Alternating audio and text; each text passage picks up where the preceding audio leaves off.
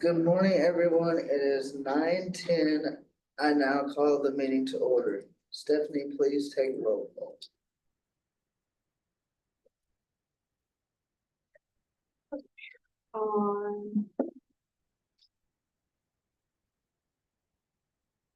Eden. Here. Constance, Here. Jill.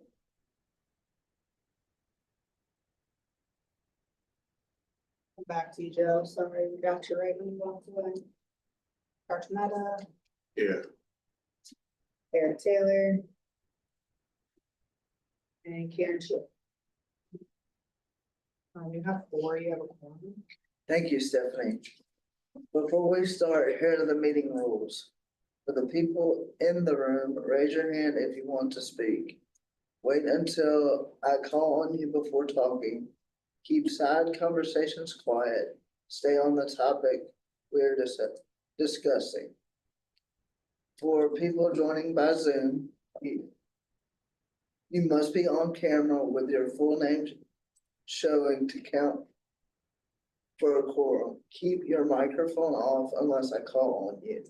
Click raise hand if you want to speak. Wait until I call on you before unmuting. For all attendees, the Q&A box is only for people who ask for an ADA accommodation. It is not for public comment.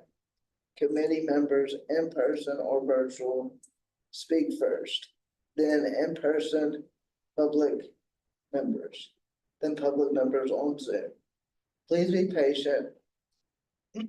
Hybrid meetings can be hard to manage. If we run short on time, comments may be limited.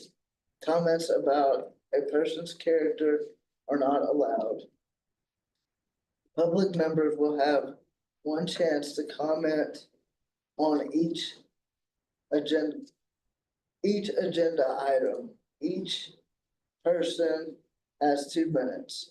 Public comment will also happen before a vote or at other times if I allow it.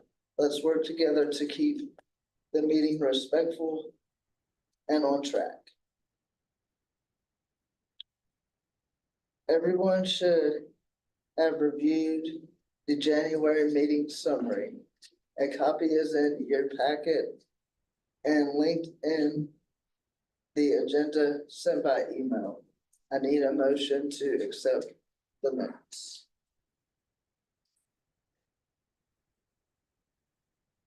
And I can share that summary, just in case you don't get that pulled up right now.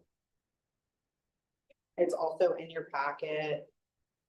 It's I want to say the second page.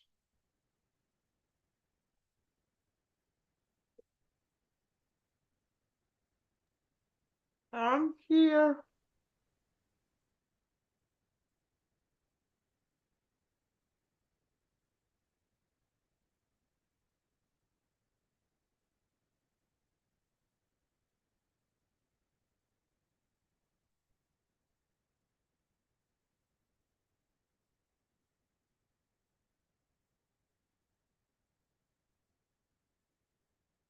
I move to accept the minute.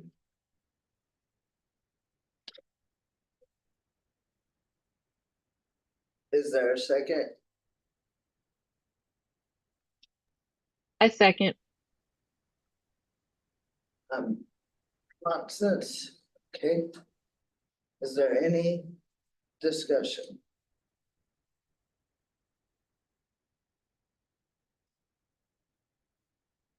Is there any public comment?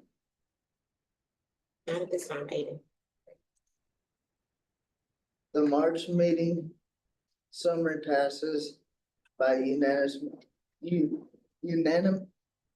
oh my goodness. Unanimous consent. Document review. Draft plan, budget, planning status report. Stephanie, would you please review the documents? Sure. So in your packets, one line, and one line. I included the drafts of everything that we worked on at the last meeting. So the first thing is this draft plan. I just kind of pulled it up where we left off. So the items that are highlighted are the items that we were talking about at the end of the last meeting that needed money or funds allocated towards them. So I kept them highlighted just so we kind of knew where to start off on that conversation. So that's the first thing. I included all of the activity, or it includes the activities, even the non-contractual ones that the staff recommended you keep. That was in the planning status report. And then things that we knew you were gonna keep, like partners and policy making. So that information is all in there. So the highlighted ones, I believe, are either the brand new ones or ones that just need the funds attached. The next document is the draft budget. So this is really where the committee ended at the last meeting with this 45,000 remaining and just kind of allocating funds everywhere on here for all of the activities. And then lastly, this is the same document, which is the planning status report. Sorry, give me 1 second and I'll get that up. Maybe.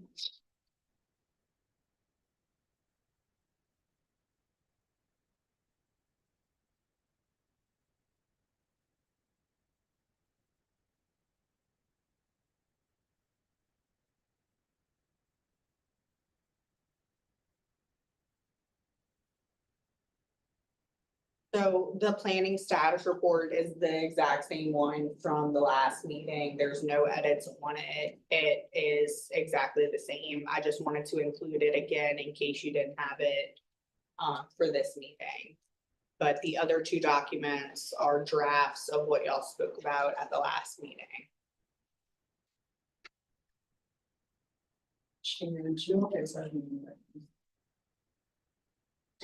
Yes, Jill. This one was not in my packet, Stephanie.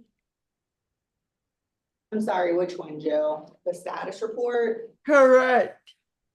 I'm so sorry. It must have just got left off. It is the exact same status report. as Oh. what- Okay, I'll just print it, no biggie. I'm sorry. Thank you for letting me know, though. Sure. Thank you.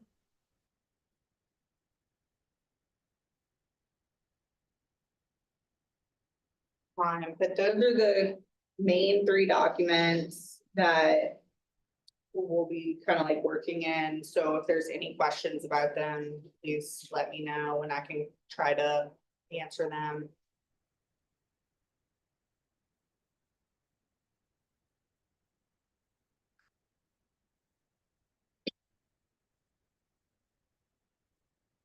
Thank you, Stephanie. Are there any questions for Stephanie or the staff before we move on?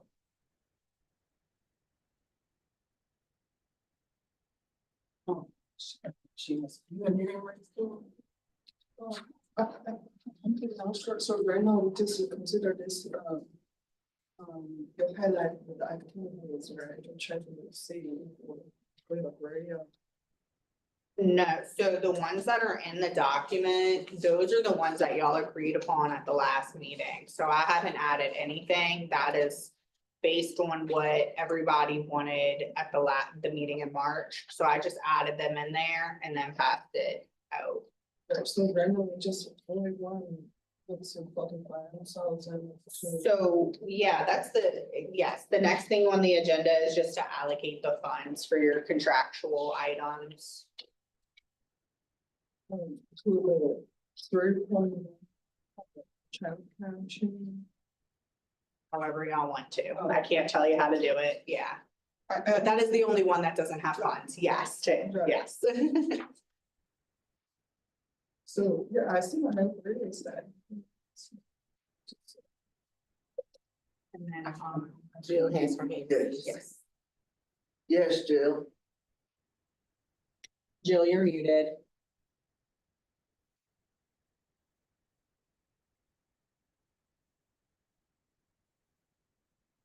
So right now, do we have $45,000 to play with? Yes.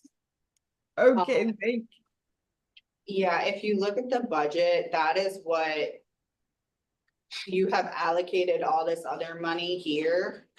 And then up here, oh, I'm sorry, I'm trying to get my thing, up here where we increased. So this is what is remaining, and y'all were kind of talking on this last one, 3.1.4, but then we had to end the meeting because people had to leave. So that is what is remaining of the allotment.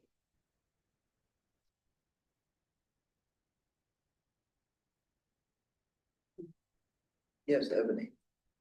Okay, so I know if Stephanie goes back up to the top, you all had increased the funding for the youth leadership forum. And since that time, we have had some concerns be raised about, I guess, the operational functioning of the program. And so since there are concerns and there's an active investigation, we recommend that you guys do not increase the funding for the youth leadership forum. It was at $45,000. Last time you guys agreed to increase it to $55,000, but with the concerns that were brought up, we currently do not recommend that you guys increase the funding for it. I would keep it at level funding just until we are able to get some more information about those concerns. And just so you guys know, it has been brought to the board's attention. And so they are looking into those concerns. And so until we get more information about that, and we'll give that information to the Self-Determination and Community Inclusion Committee once we have more information about it. But at this time, I would recommend that the committee recommend to the council to keep the youth leadership funding at level funding, and it was at $45,000. Sorry. Yes, ma'am. I don't agree with that. So, yeah. Just keep the same. Oh, I just forgot one more question about the last one. We talked about 3.1.4. You mentioned that create a curriculum on the childcare provider.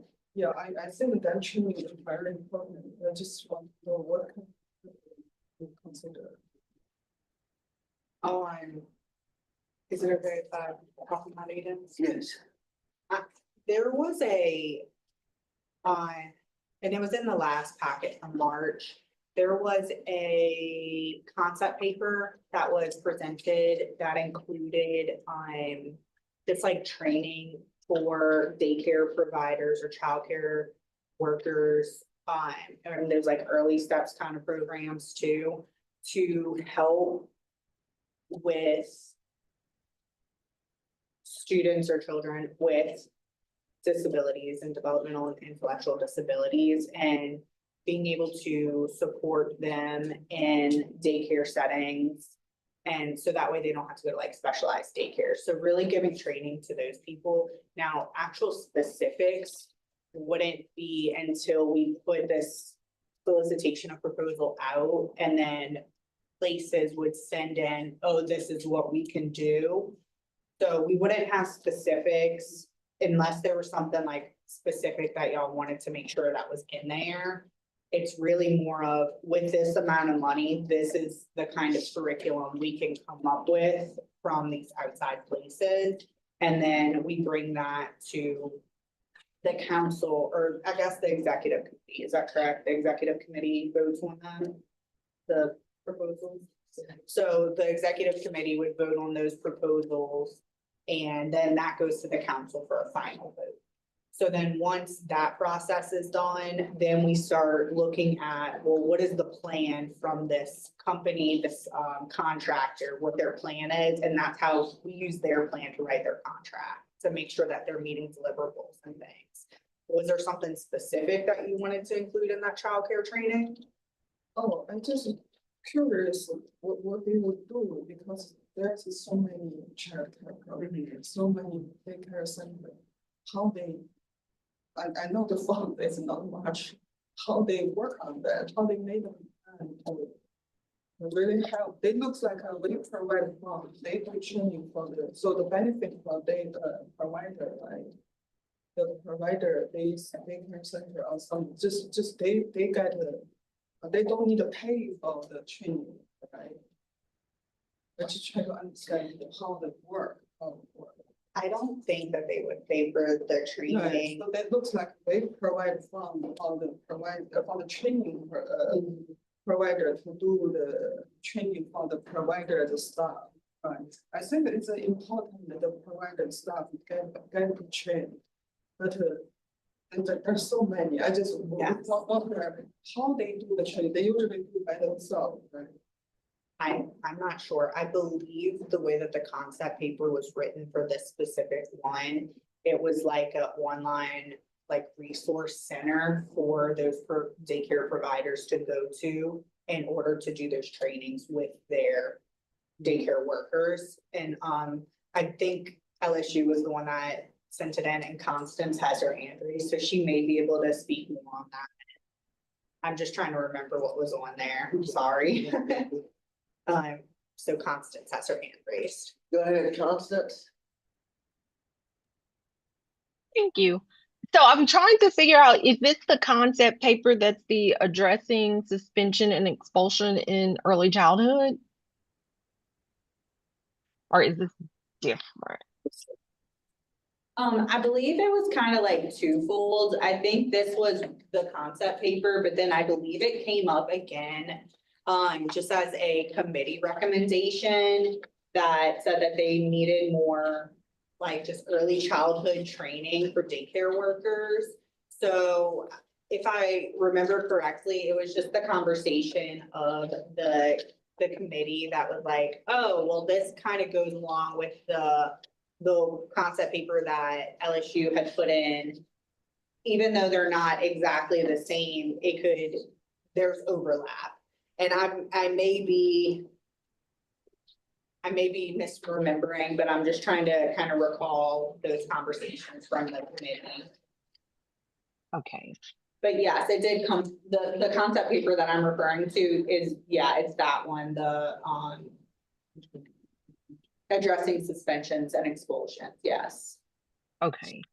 I guess, like as far as what we see within this area with childcare providers and early learning centers is that the daycare providers don't have the skills to be able to effectively support individuals with disabilities. And so what happens is they kick them out of daycare. They're telling parents to come pick them up, and then children are being moved from daycare to daycare to daycare because no one can effectively support them. So I'm thinking the way the objective is written, I'm thinking the expectation would be to develop some sort of scope and sequence of a curriculum of how daycare providers would be trained, like what are basic skills they need to know for working with individuals with disabilities, what are best practices. That's what, based on like creating a curriculum, that's what I'm envisioning in my head. I can say it is very much a need.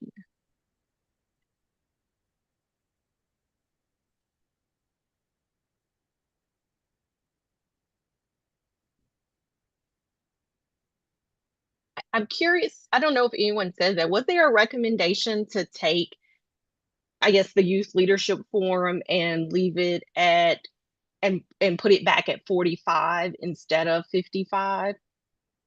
If not, I would like to make that recommendation, because then that would give us an extra 10 for the new contractual activities. And then maybe we can split it between the childcare training and the early identification.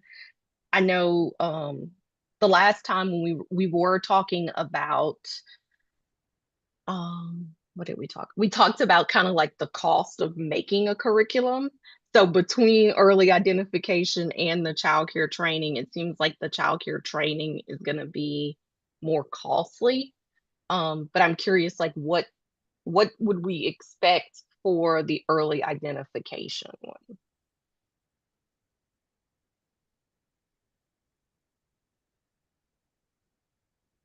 Yes, Dr. Maddox.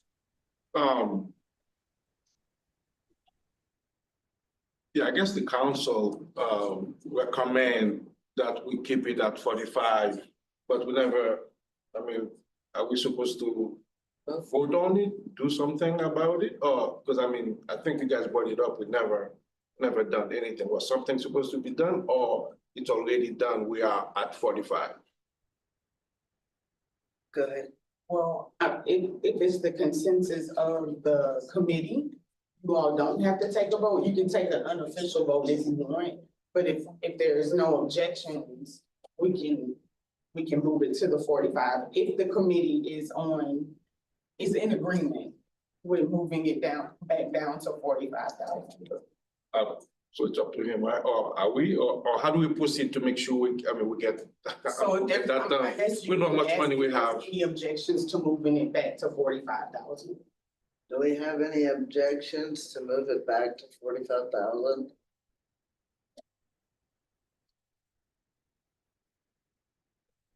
I just. Yes, ma'am. I just try to understand, so you mean the 45, there's some, there's funding to the child care training? We not increase to 55, right? Or is this one? The one that's red, 55. Right. yeah. Bring it down back to 45. Oh, that's for that funding, okay. Yeah, that's what it was before. Right, we're right, asking. right. We You're the can increase the yellow one below it Oh, to 55. yes. Yeah.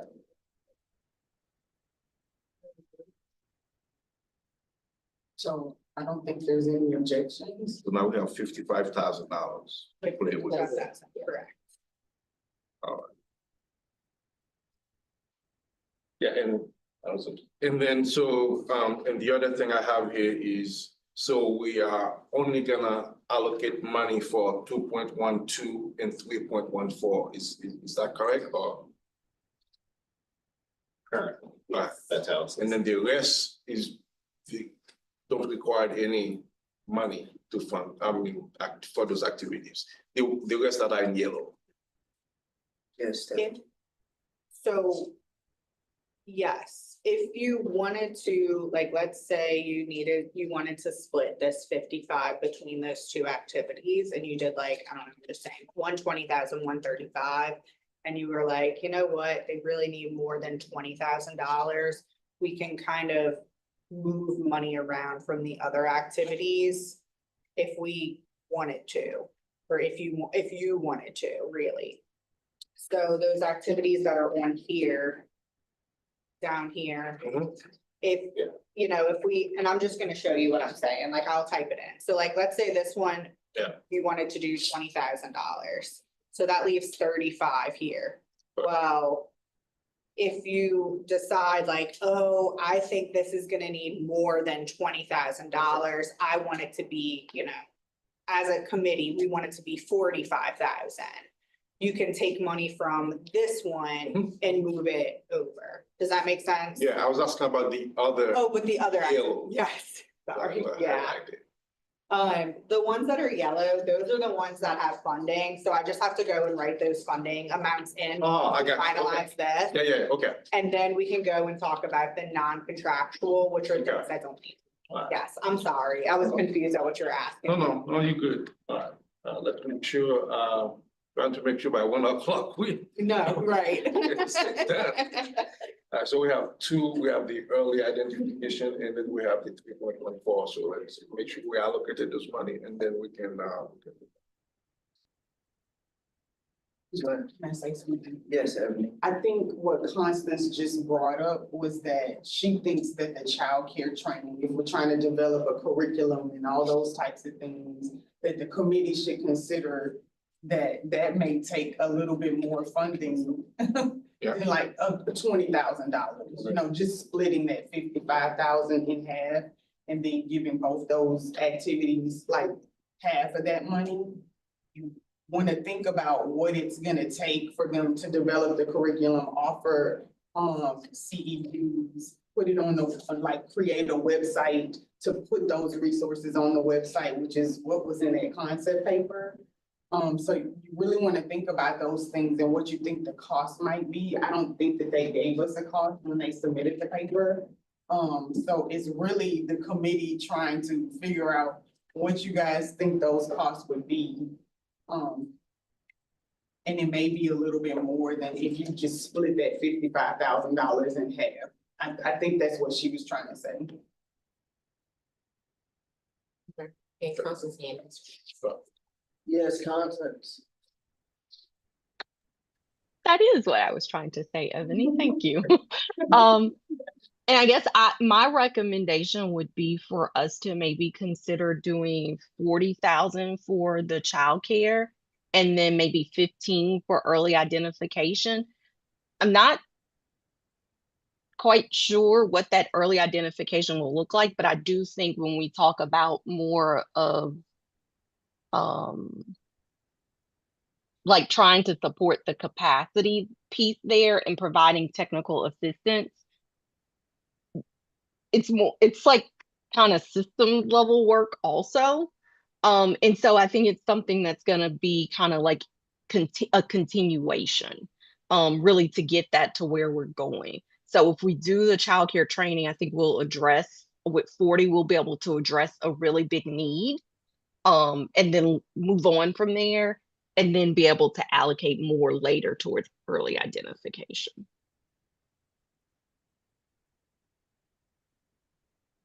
So recommendation is childcare training 40 and then early identification 15.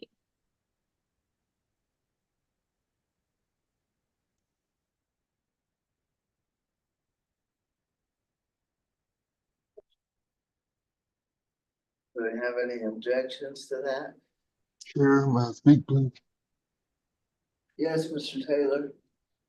I think the 40 would be good and the 15, if I'm correct. I think that would be good. I mean, I think it would do good if it's like that.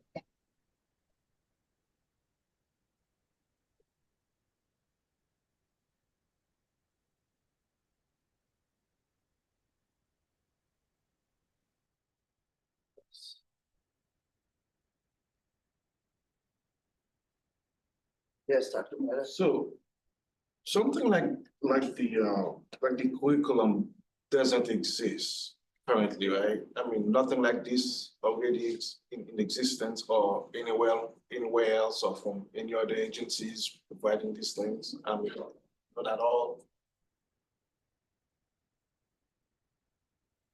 That I wouldn't know off the top of my head. I think the reason for that recommendation is just they feel like there is gaps in the training that is provided. I would imagine there's some sort of mandated trainings that folks have to do. In this instance, the question is, would this curriculum be mandated for providers? And I don't think you can do that initially. I think you would have to develop the curriculum, and then there's gonna have to be, there would have to be amendments to legislation to mandate anything that these providers would have to, or these daycare centers would have to provide this particular training as part of their licensing. So I don't think you'd be tackling that part of it. This is probably, you're gonna look more at a curriculum that might be more voluntary, I guess, although that would depend on what you get from the SOPs that come in about what these folks can do. Yeah. But to answer the question, long story, I don't know that there is a particular curriculum that they have to follow specifically related to any sort of disability issues, at least for your traditional daycare center.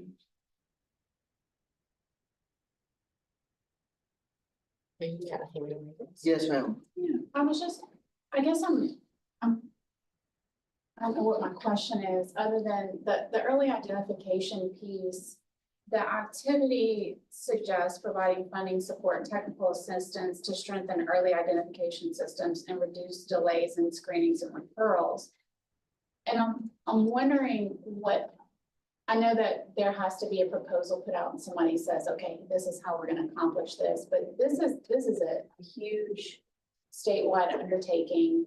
And at 15,000, and I'm not suggesting that you increase it, I just think it's a big activity. And I guess my question is this, because you had the conversation about, you know, maybe not having a bunch of activities funded at very small dollar amounts. And I'm thinking 15,000 across the lifespan of a fiscal year across the state. Really, it starts to shrink your impact and what you're trying to accomplish. And this is a systemic issue. And this is, you know, doctors' offices and therapy and school systems, and there's a lot of hands in this pot. And so I don't know that this is clear enough to put 15,000 on and say, okay, we're gonna make an impact and accomplish what I think this is trying to accomplish. So I would almost question this particular activity. And is it worth the 15,000 that you're putting on it? And could that 15,000 be put somewhere else in one of the other activities that's funded at a pretty decent amount that would really make that impact that you're looking for?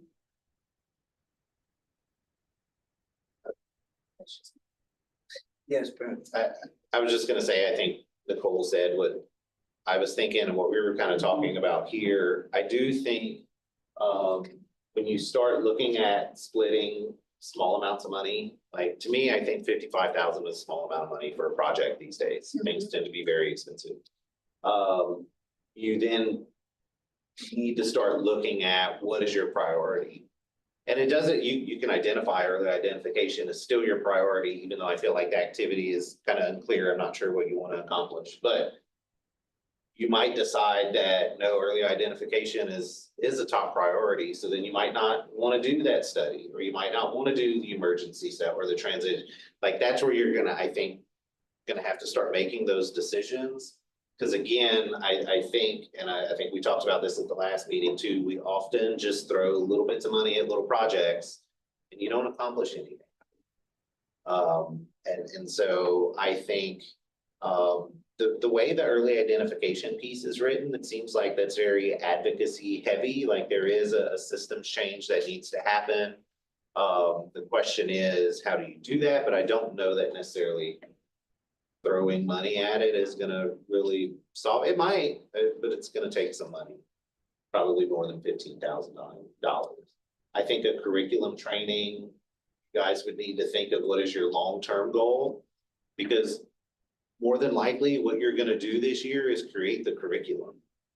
You might not even train people on it this coming year. This might just be the cost of someone putting it together, and you have to factor in mechanisms of not only someone that is an expert in their field developing that curriculum, but also what's the mechanism of getting it out there? Will they have to create a website? Who's going to host the website?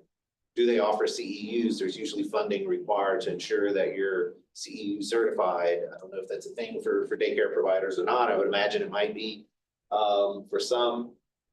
And so that might be also a long range kind of thinking project that you might have to consider as well. And so most of your expense is going to happen in those early days. At least that's how it was the last time we did a curriculum, which was over a decade ago. Most of your expense happened in the beginning. And then you'll have to factor in, especially if you end up trying to get this into some sort of mandate, you're going to have to keep that updated, because every year it becomes obsolete. Things might change. That's why we stopped pushing. We had a good run with the last curriculum we did, probably a good 7 years we got out of it with minor tweaks here and there, but eventually we had to scrap it because it was no longer valid information as things change. So from a staff perspective, I just wanted to echo some of the things that Station brought up as well. Yes, Ms. Karen. I just saw what, this. The last meeting, the contract, we mentioned, from. Point 2.1 is this related to the early identification, right? The last one was strengthened early identification system, that's the, yeah. Looks, it talk about the education and the training have been done by family and family. So it looks that kind of, job, just that kind of, task already. Like a family, have a family center, we will take that role to pair this part. So we just need a little bit more to create, I saw create a source to, pediatrician offices, like that kind of just strengthen that. So we already have a family, have family center to focus on this work. To try to understand it. Yes. Yes, Stephanie. Yeah, on our, just like the little notes area, yes, so kind of echoing everything that Nicole and Brenton talked about, like this is a big statewide kind of issue, and Families Helping Families does take on a majority of this work right now already, and they're contracted with the council. They are going into, pediatrician offices, ABA clinics, therapies, and bringing these resources and information. So I don't think $15,000 across, like, I understand what you were saying, like maybe this little bit of extra will help them, but there's, 9 or 10 centers. And so when we look at it, it's maybe $2,000 a person, so is that really gonna benefit and help this to just, if we're just throwing that little bit of money towards it, I guess. So I'm not sure if that answered what you were, or helped or heard, I'm not sure. Yes. I actually consider, do we can combination the early identification with the child care treatment, that kind of thing. I saw from the 3.1, it's also focused on early intervention training, right? So that's why I consider child care provider training the more important. Not only just for the daycare center, I think just any kind of the provider, because that worker, just like when we consider the directly support worker, that worker spend the most time maybe with your child. I know that it depends on the child's situation. Maybe they only need a few hours, that depends on that. But maybe they need more hours. They stay with them, especially for IDD patients. Just they usually need more support. So I'm just wondering, because that kind of the quality, the workers' quality may be more important. Even like a daycare center, the people.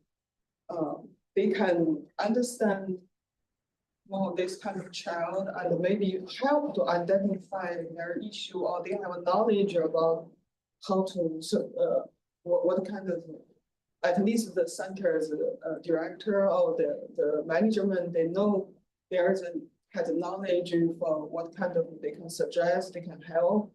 So just thinking, so that may be more important, maybe combination there together. Maybe they can just suggest them, they go to happy family centers. So that kind of thing, just maybe combination together.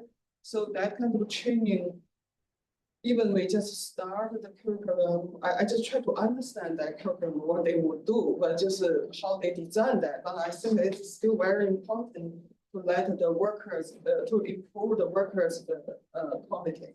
And they get more knowledge and, to know how to handle that kind of child, how to respond, because they are not like normal kids. You have maybe need more patience, more skills, more knowledge about that. So if we never have that kind of training, it may be important we start that training, but just I know maybe it take a time, but maybe not easy. If they build up the offer CEOs, the center will take that, let their employee take that training to improve their quality, their reputation, their service, better service to attract more clients to come to them. So maybe helpful for that. So that's what I consider that kind of training is important. Constance has something raised. Okay. She was possibly. Constance? Thank you.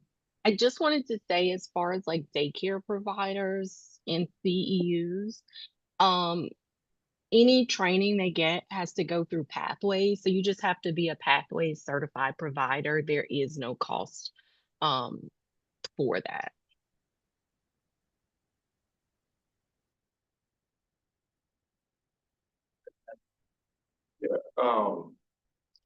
Because I'm trying to understand this whole complex issues involving us. People are not gonna do things because it's a nice thing to do. Especially, these people overwork. And if there is no consequences, I'm not saying we as a council are gonna impose consequences on the daycare or childcare because they didn't do something. But if there are no consequences, to me, I feel like people not gonna provide us, with the things that we need. So, it seems to me is to, find out what's available, what they must do, and help them do the things that they must do. If it is something that they don't have to do, and we are training them to do it, it seems to me they're still not going to do it. The saying $15,000 is a very, it is extremely complex. If you guys give me 1 second to read this, it says here, delays in early identification system for developmental disabilities are primarily caused by a wait-and-see approach, insufficient weekend screening, fragmented coordinated healthcare and education systems, provider shortages, and limited specialized training, lack of resources, and socioeconomic and cultural factors affecting parental access to care. So yeah, it is a very, very complex issue. So I think it seems like we can, if we were to focus, for example, on the socioeconomic aspect of this whole thing, maybe, right, one of those complicated things, we can make an impact. But yeah, it seems like the $15,000, to me, it seems like we might need to rethink how we wanna have an impact on early identification, because it is complex. Yes, Bernie. I will say also, if you are considering, like, if it's tough for y'all to eliminate something and you really do end up with a project where you just have a little bit of money, something you can consider would be, a small piece of that puzzle, looking at someone that can develop an ad campaign, put a different billboard somewhere, or maybe you're using a small amount of money to create some sort of flyer, pamphlet, something that we can give to our FHF centers. So when they go to the pediatrician offices, it can be left for families that, hey, these are questions you should ask. I mean, they do trainings on that type of stuff already, which is where we were kind of getting in that is something that is being done on their part. But maybe you can look at developing materials. That is usually not as expensive to do. But you would then have that stuff printed and it would be handed out, and I mean, kind of, once that's done, that's done. So you can, if you end up with a small portion of money for something, maybe look at those types of things. I mean, I don't think it's a groundbreaking sort of movement that you're gonna do in that area, but that does start capturing maybe some of those families that might have that wait and see approach, or maybe in the more rural areas where families are, oh, he'll grow out of it or she'll grow out of it kind of approach. And you might be able to capture those areas. But I do think a big piece of that is a lot of other things that you mentioned. I mean, there is provider shortages and there is a lack of access to specialists and care and things of that nature. And that, I don't even know how you have enough money to address that. That's a much bigger approach than an activity that we would just be able to fund. Jackie has her hand. Yes, ma'am, Miss Jackie, you have the floor.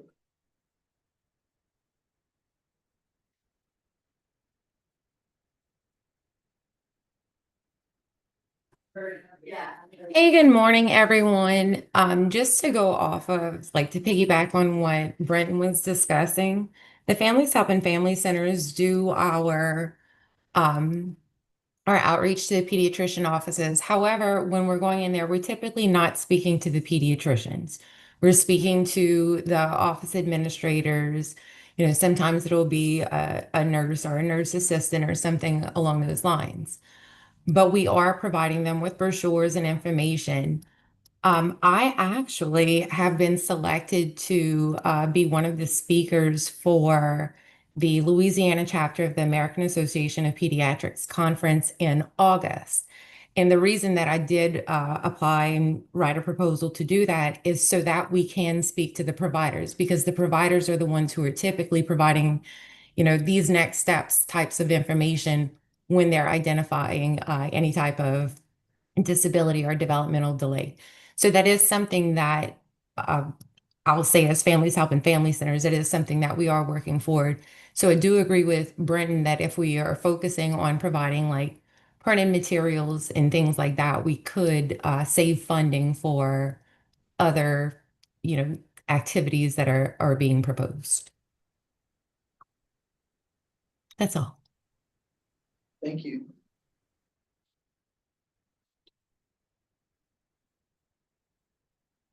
So, do we do a non-official vote, or have we done that already? You can do like just like a thumbs up or whatever, if you wanted to keep it as is, or if you wanted to, take into consideration any of the things like the comments and change something up. So that's really, unless there's discussion on it, but it seems like that discussion happened. So if you want, we can do like an unofficial, like, let's keep it like this, or no, I think we need to change something over here, but Okay, so let's take a vote. like a little unofficial one, I can call out if you Yes. want. Or we could just do, I mean, not everybody's in the room, so I just figured it might be easier if I can take like an actual vote, That's but it fine. won't be an That's official fine. vote, okay. Constance. Oh, okay, so I'm doing like an unofficial vote. If y'all wanted to keep the budget like this, if a yes is that you want to keep, this is a good budget and you want to keep it like this. A no is that you think something needs to change, funding wise. So, Constance? So I don't have like a yes or a no. I guess I have more of a, like, I think with the way that objective is written, it's hard to know what's being asked for, to know what amount of money to allocate. So I'm not opposed to it as it is, but I'm not opposed to lowering it. Is it any way that we can take that back to the committee to see what exactly they were wanting to do? Or would you, and this is the committee question, would y'all like me to pull up the draft plan I can read what it says on there and y'all can discuss that, or did we want to just finish this vote on the budget? And it's up to you, Chair. Let's finish the vote on the budget. You got it. Okay, so. Constance, did you I'll abstain. abstain? Okay. Jill, Abstain.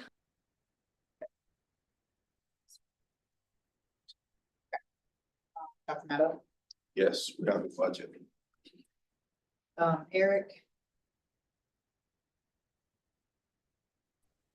Abstain. Karen.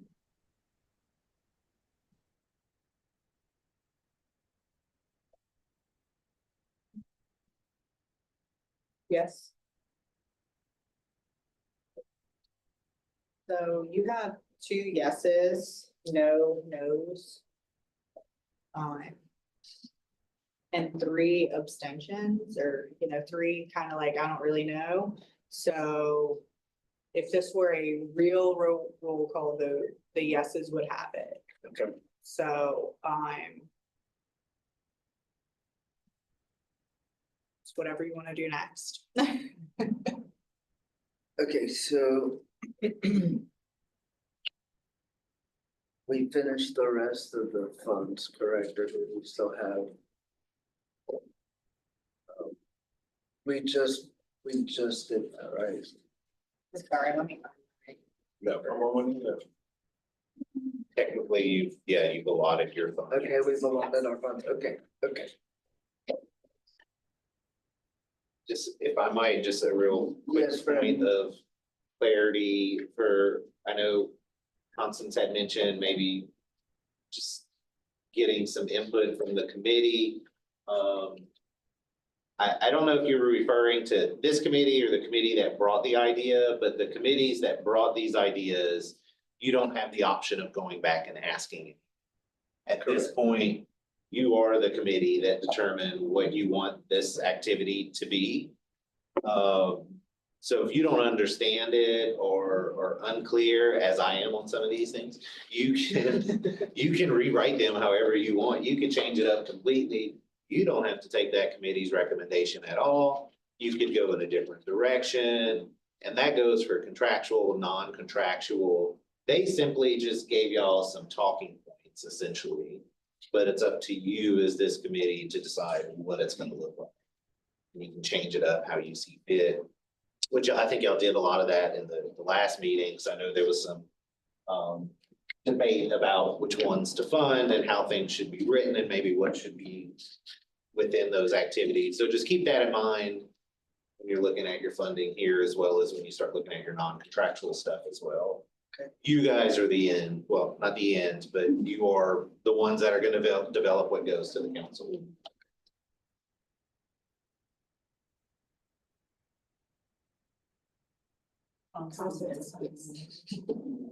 As soon as I looked away. Yes, Constance. So thank you, Brenton, for that clarification. And hearing what Brenton said, what do we want to do with this $15,000? Like, what's our goal for that?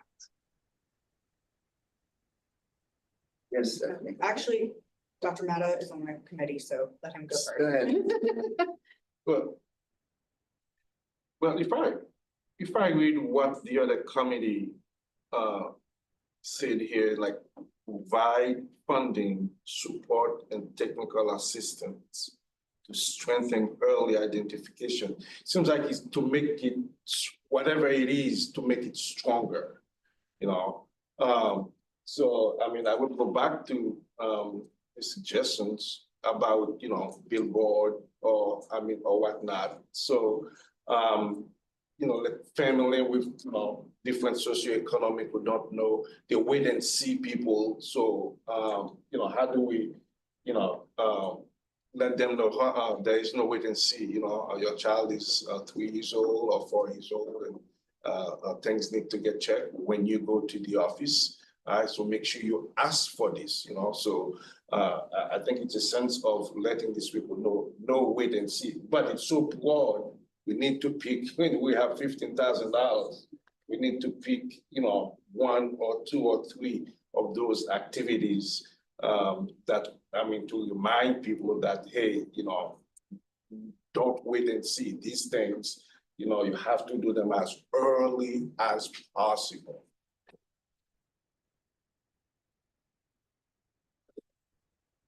Okay, Stephanie. Go ahead. Stephanie.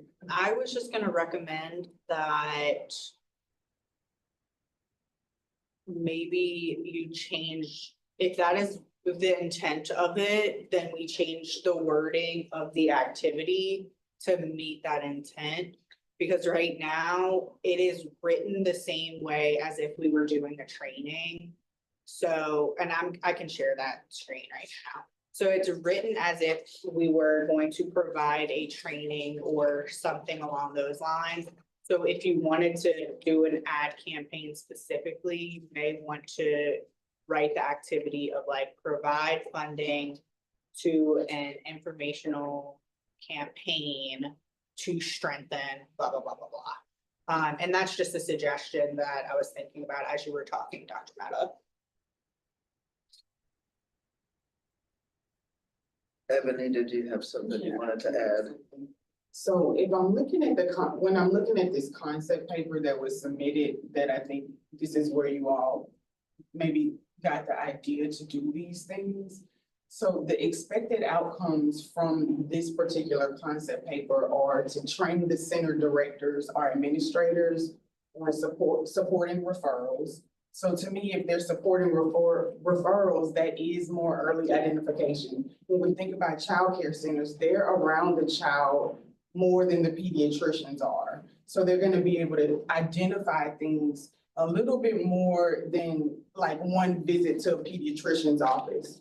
So again, another expected outcome is that childcare centers will have the knowledge and skills to refer children who need additional support. To me, so this is inclusive of identification. And then more children who are struggling in childcare will get referrals for evaluations, and then parents, because they want to develop a curriculum to comply with requirements in Bulletin 137. Now, I'm not sure what the requirements are in Bulletin 137 because I don't have that pulled up, but it seems like there are already requirements and they're trying to strengthen that and make sure that the parents are aware of the center's obligation to support their child to get additional help prior to them being suspended or expelled. So to me, this sort of encompasses early identification and childcare training.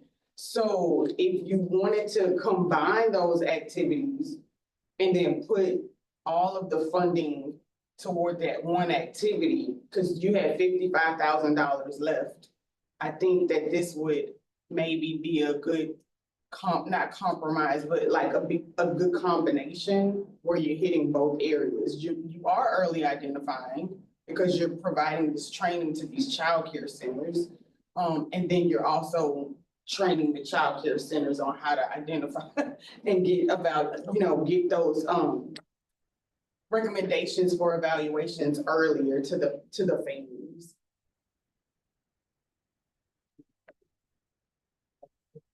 Yes, ma'am. Yeah, I would have to agree with Ebony because then you've got a more targeted approach versus just this kind of broad, statewide kind of campaign. And the idea of, printed materials, distribution, travel, all the costs that go into, an ad campaign, whether it's media or print or whatever it is, I think it exceeds that 15,000 when you're talking about statewide and effort. But folding it into that curriculum, you're handing strategies to a target-rich population and very tangible strategies for referrals to appropriate sources. So to me, marrying those two it expands your impact, it makes it deeper and more meaningful. I'll have to.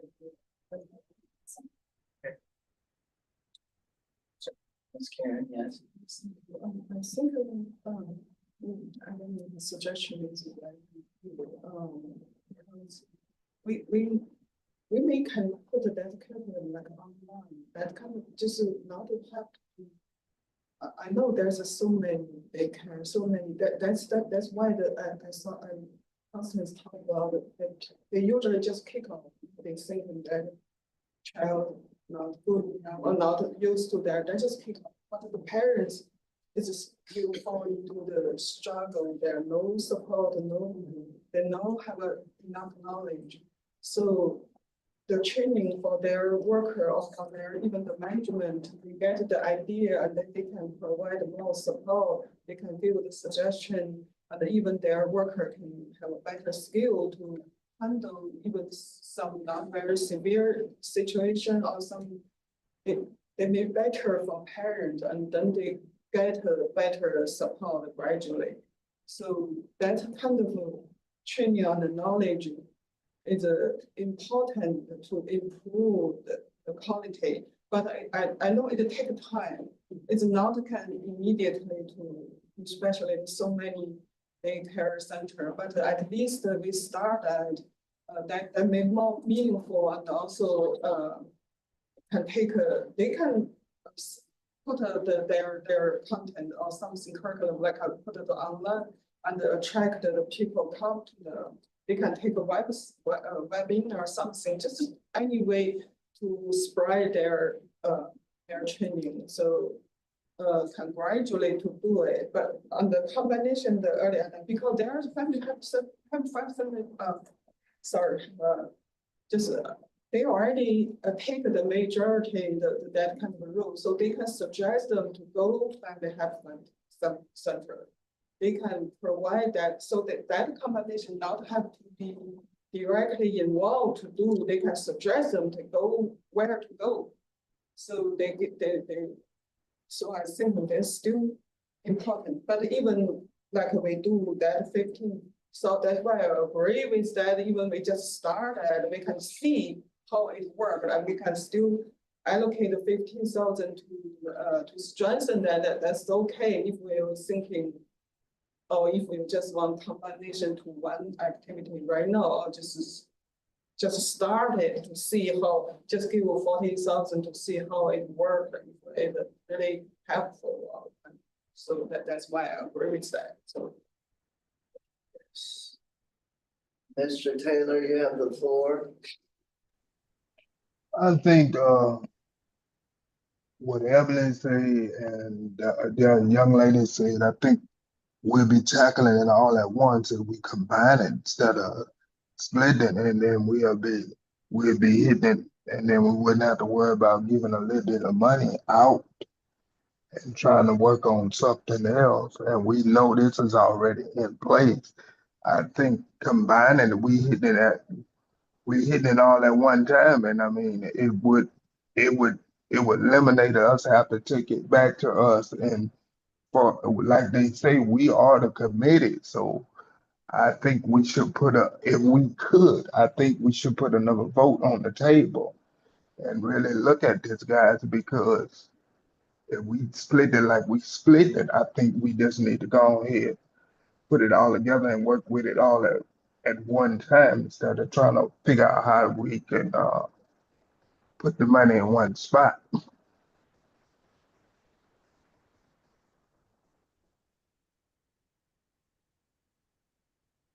Yes, Dr. Mehta.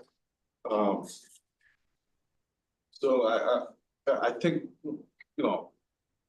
yes, we're gonna reach a wider audience. But I think some daycare might be like referring to what and to where. So as I say personally, when we're in Alabama, they have a system in place at the school, and of course the teachers who are in contact with these, well, with all of these students, say, hey, so-and-so might need to see so-and-so. So when we're saying referring, I think in those flyers, if we say, hey, you can, if you see something, you can refer these students to A, B, C, D, E, and G organizations that will take it further. So a lot of time it might be, okay, yes, I saw that Lamar may not be doing well, but what am I supposed to do? I mean, I don't know where to refer Lamar to. I mean, then it gets washed under the rug because as a teacher, I'm in the classroom, I do notice something, but I don't know what to do about it. Right? So I think, as we're trying to reach out, so if these people have, flyers that have specific places for recommendations, I think it will make it a little easier for them, to do more. Because right now they may not know what more to do beside, just, okay, do nothing.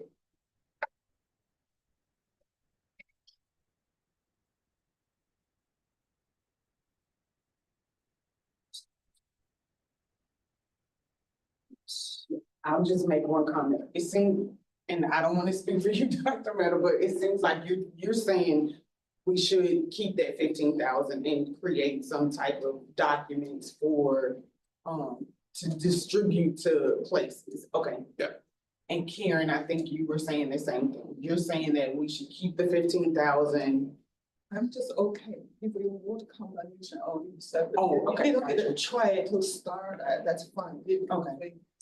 Yeah, just give this, even a total also not big money, even if you put it, just this kind of set allocated is also okay. Because, Gotcha. yeah. Okay, so I think at this point, Aiden, we may want to just have the committee vote. And then they can vote if they want to keep it separate or if they want to combine. Okay, we can go ahead and. Yeah, and Stephanie can call. Yeah, so we'll say a yes is to keep it as is. A no is to combine the early identification and the childcare training, which was kind of how Ebony explained it, just to make that clear. Okay, so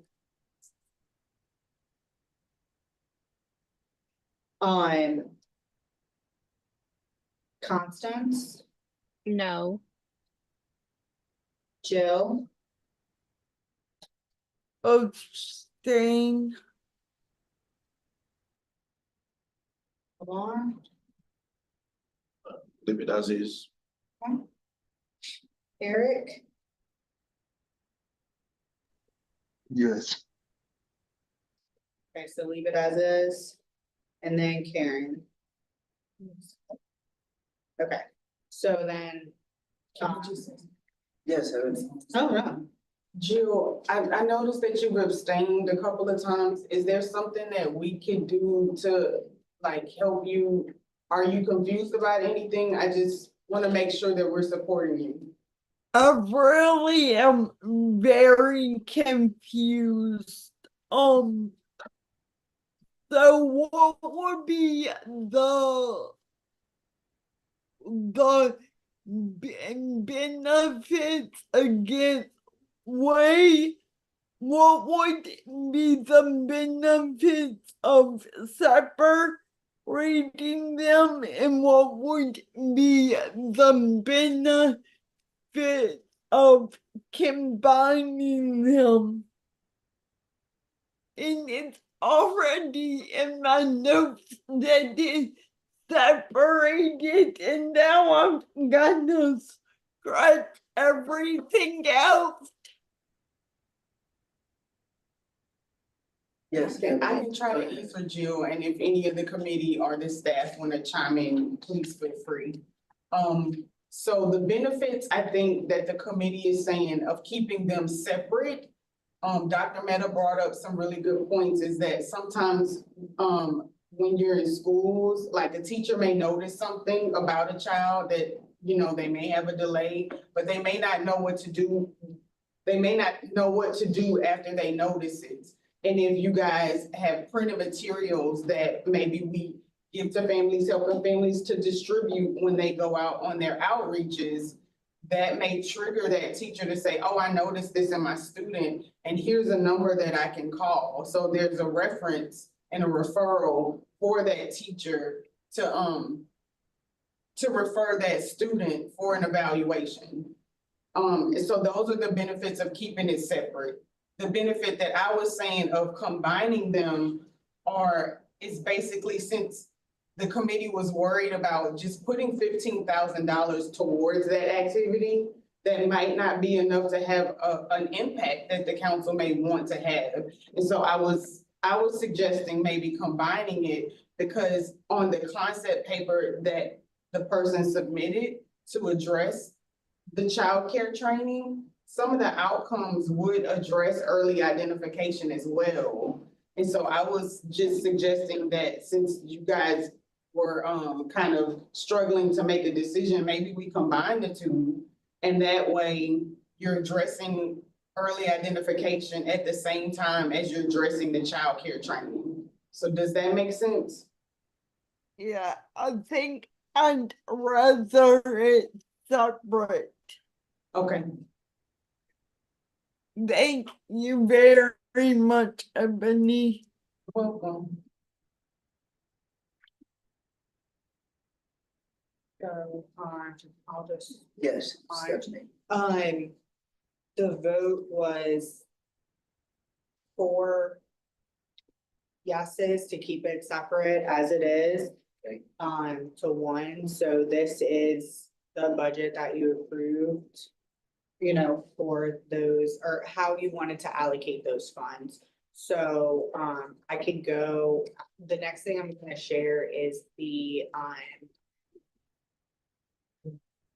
draft plan. I'm so sorry, my brain was not working for a second. The draft plan, I'm gonna go ahead and add those funding amounts to that so you can see where that funding is, but it is those highlighted ones that are on there. So I'll go ahead and add those funding amounts, and I'm sorry, Brenton has his hand raised. Yes, That's Brandon. all I had. Before you add those funding amounts, if you're keeping it separate, could I entertain your thoughts on maybe shifting some of your money a little bit?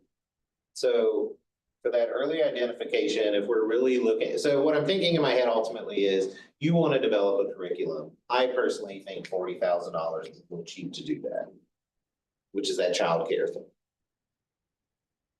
I think if we are looking under that early identification, if we're strictly looking at someone to come up with like some flyers, some pamphlets for us that are really well thought out and designed to really provide information, and we're just gonna have that printed and rely on the resources that are already out there to distribute this information. I think you could probably, let's say, drop that to 10,000. I think you could shave off maybe 5,000 from your transportation study, since it is just a study, and maybe take that 15,000 and put that into your child care training, but it's really a curriculum, right? To really try and boost that and maybe get it up into that 55 range. So you can actually get the qualifications that you need from someone, hopefully, to really develop a very inclusive, a very well thought out curriculum that then maybe in subsequent years, we can maybe put available and really streamline that. That's my thought of just trying to, and that's just one proposal of potentially maybe shaving some funding off. I also think, I don't fully remember where where the funding for the transition planning came from, the specific 59,000. I don't know if that has some wiggle room there that you might be able to shave off to maybe fund some things elsewhere, but just throwing that out for you to consider, or shoot me down. That's your process. Doesn't matter, you know, it's what you want. I want you to get what you're paying for. Thank you, Brenton, I appreciate it. Yes, So, Dr. Meta. so the suggestion is, well, if your concern is, $40,000 is basically maybe experience is not enough. Yeah, Yeah, okay. So we can, look somewhere else. because ultimately what I proposed, what you see on the screen there, would then be 10, 45, 50, 59, 40, 40, I'm sorry, it would be 55, is that what the childcare training went up to? 10, That would 45, get it to 50. oh, sorry, that would get it to 50, yes. So that's what Brenton was suggesting. And then I didn't mention pulling from anywhere else because I wasn't, I can't specifically recall the conversations about the others, mostly that transition planning of why that one was specifically at a $59,000.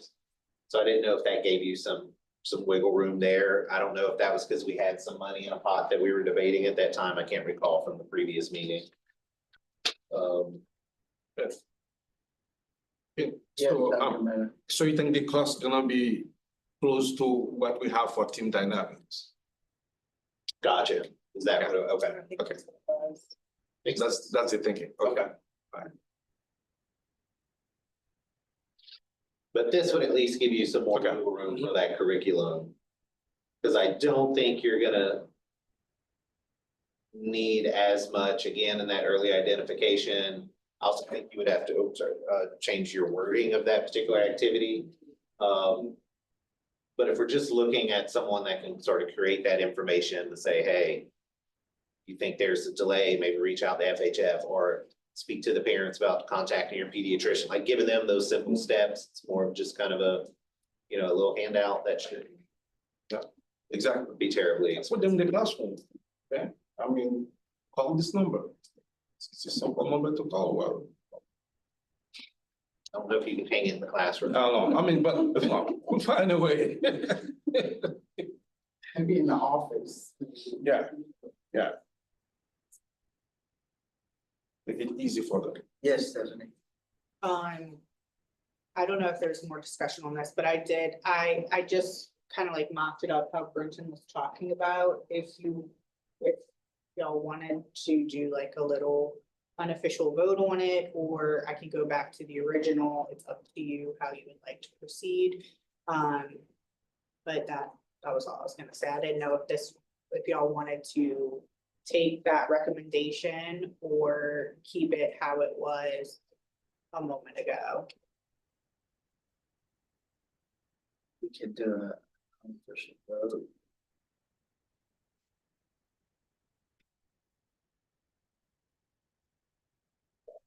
A vote for yes is to just accept the recommendation that Brenton gave with these, how it's budgeted right now. A no is let's go back to what we had 10 minutes ago or whatever it was. Okay, Constance? Yes. Constance, yes. Jill? Yes. Jill, yes.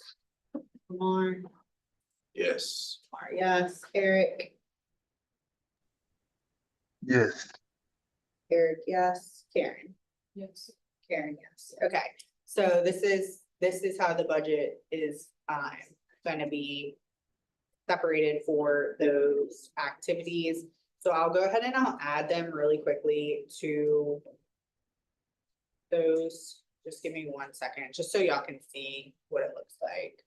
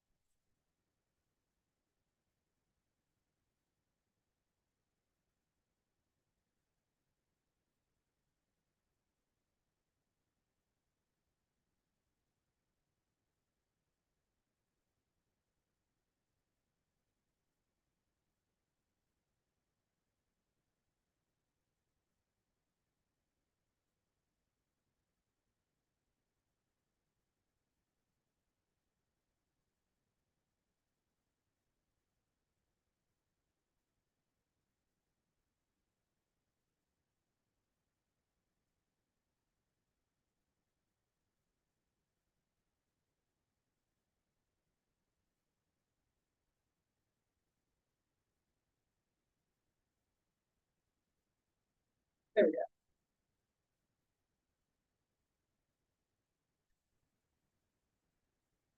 Okay, this is where it starts with the funding. And I updated the cost from the budget, so it includes that y'all just agreed upon.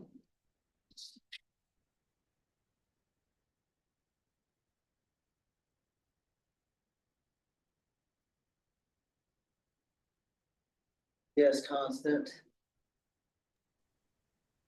Are we able to change the wording for that activity so it aligns with what Dr. Mehta said about activity 2.12?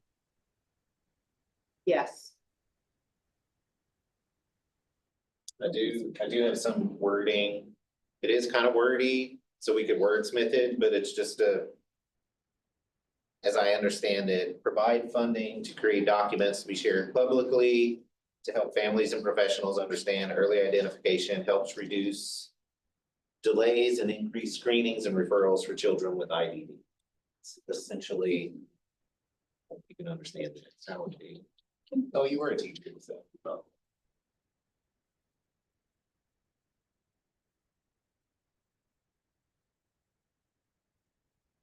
So it is kind of long. You might want to wordsmith it once it's up there. Professional.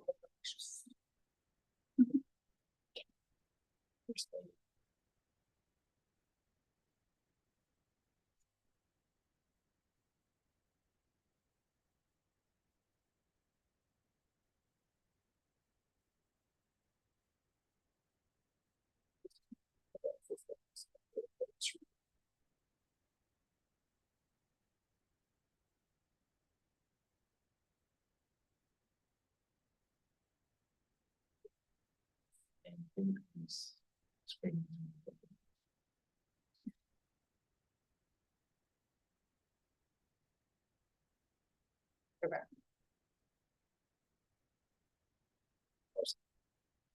And I can read this if y'all want. This is just a suggestion. Provide funding to create documents to be shared publicly to help families and professionals understand early identification helps. Oh, I need a comma. Like this looks weird. To understand early identification helps reduce delays and increase screenings and referrals for children with intellectual and developmental disabilities. Did I make mistakes in there? Take out the B. Yeah, I don't understand the comma thing, but I was not a teacher. Because early identification helps reduce delays. I thought you were saying to understand early identification, like supports, like helps, not that it helps reduce. I understand, sorry. Thought it was like a list of Maybe things. that's why we have to change up the word. Early identification helps reduce delays and increase screenings. So it should say.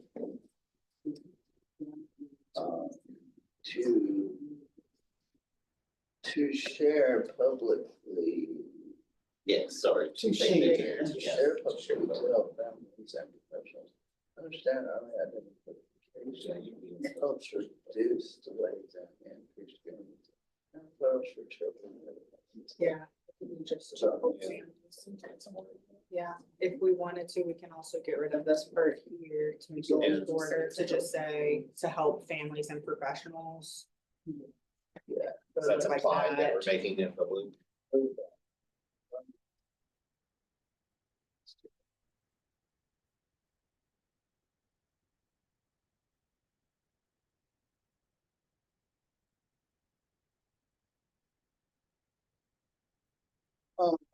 Identification. Will help reduce delays.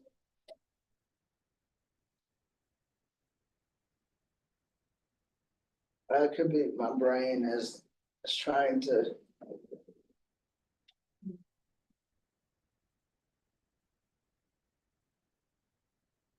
Like this. Help reduce delays.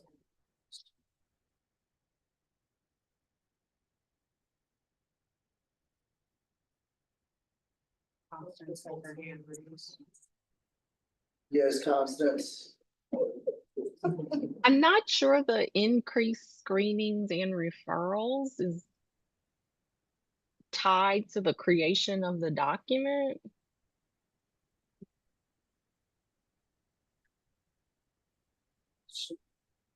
I mean, I guess that's more of an outcome you're looking for. Yeah. Yeah, I think that's like it's more you want to increase, but I don't know that wording there just with the increased screening and referrals makes me pause. Could also say will help increase screenings and referrals to decrease delay. I don't know. Or you take it out.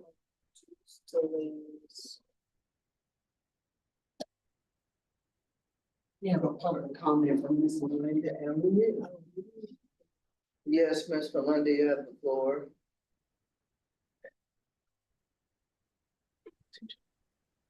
Hi, I am just kind of curious how an agency that was disseminating this information would be able to track an increase in screening and referrals. I guess I'm kind of stepping too far ahead, but I'm wondering how that would be measured just by the fact that you're handing out information. But that's just one of the rabbit holes I go down. Thank you all.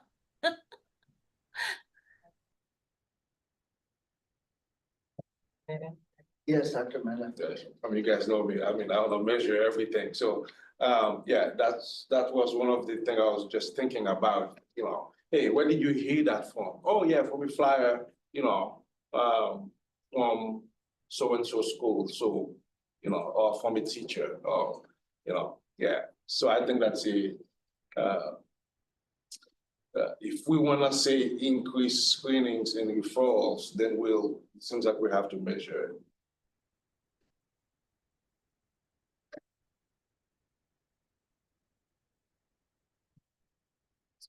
So your recommendation is just to take out the increased screenings and referrals will help reduce delays with for children with IDD.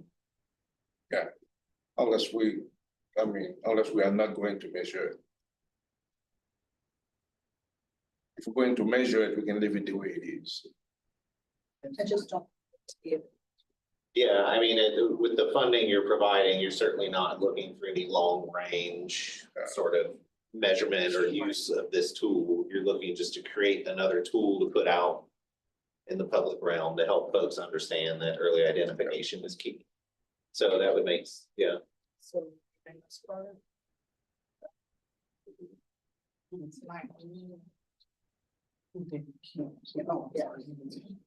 Yes, Karen, you have the floor. Okay, I'm just wondering, how about use a facilitate the worst to replace the increase? Facilitate the screening like the reference. Reads what the facilitate. To facilitate screenings and referrals. I just wonder. That word maybe better, just. Maybe by facilitating screenings and referrals. By facilitating screenings and referrals. Yeah, I mean, I think anything you put in there by leaving that just more to the point they were trying to make, I think implies that maybe you're looking at trying to track this in some form or fashion, which I don't think is the intent of this particular activity.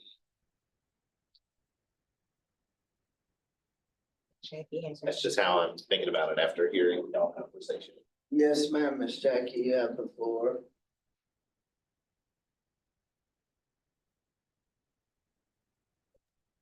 What about ensure timely screenings and referrals?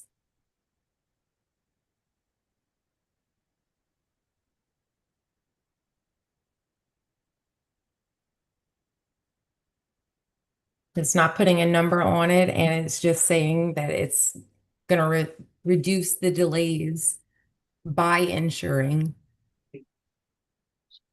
timely screenings and referrals. Just a suggestion. Miss Jackie, can you repeat that, please? So it's going to help reduce delays by ensuring timely screenings and referrals for children with IDD.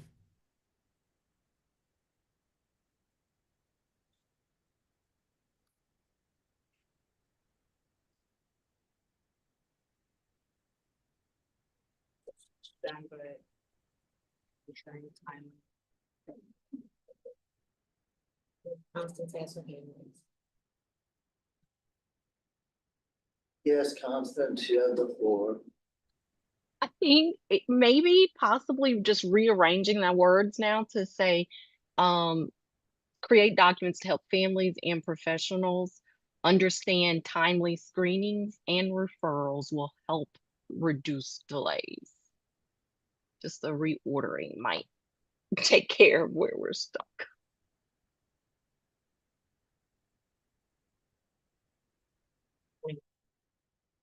Yes, Dr. Mena.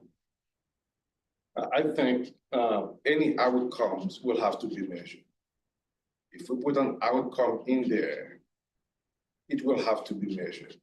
So I think we should stop at early identification and erase the rest if we do not want to measure it. I agree with you. So then I would read, oops, like this, provide funding to create documents to help families and professionals understand early identification. And that's it. Oh, that's it. Early identification for children, like, okay, gotcha. So then get rid of this part too. Yes. I understand. Thank you.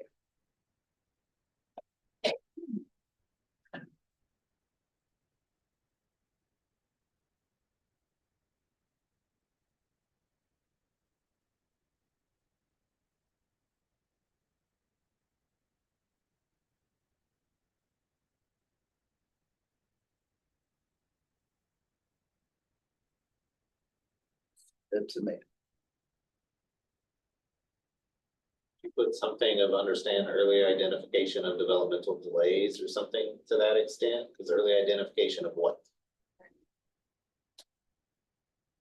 That's my question. I don't think you have to track anything from that. Again, you're just explaining what it is that you're trying to educate them on. You can even just reverse into understand early identification of intellectual and developmental delays for children. Okay, yeah, we can add this, yeah. Oh, okay. Because at that point, you, I guess technically don't know the child that you may have a concern for has IDD of any kind. Because what we want to do is to initiate a formal evaluation. So Right. understand early identification. We want to initiate Intellectual formal and developmental evaluation. delays for children. Okay.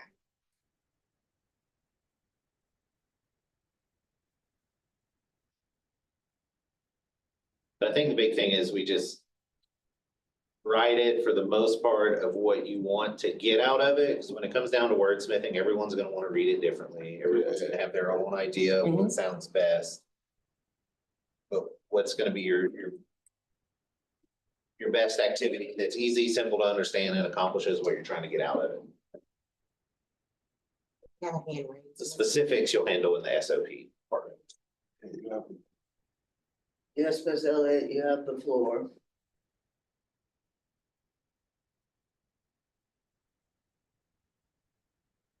She dropped it.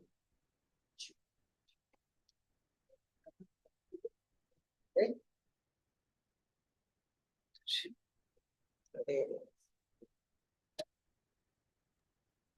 Yes, Ms. Elliott. Find a button. Okay, so that sounds a whole lot more like something an agency can do that they can keep track of, as opposed to numbers that maybe an agency wouldn't have access to. So that my little corner of the world, that sounds great.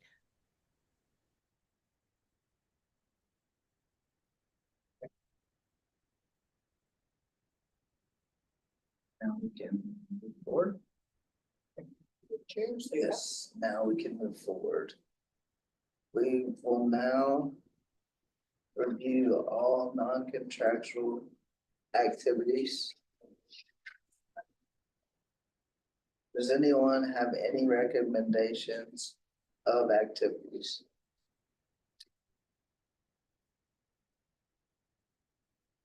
Yes, Stephanie, I'm so sorry. Yeah, that's okay.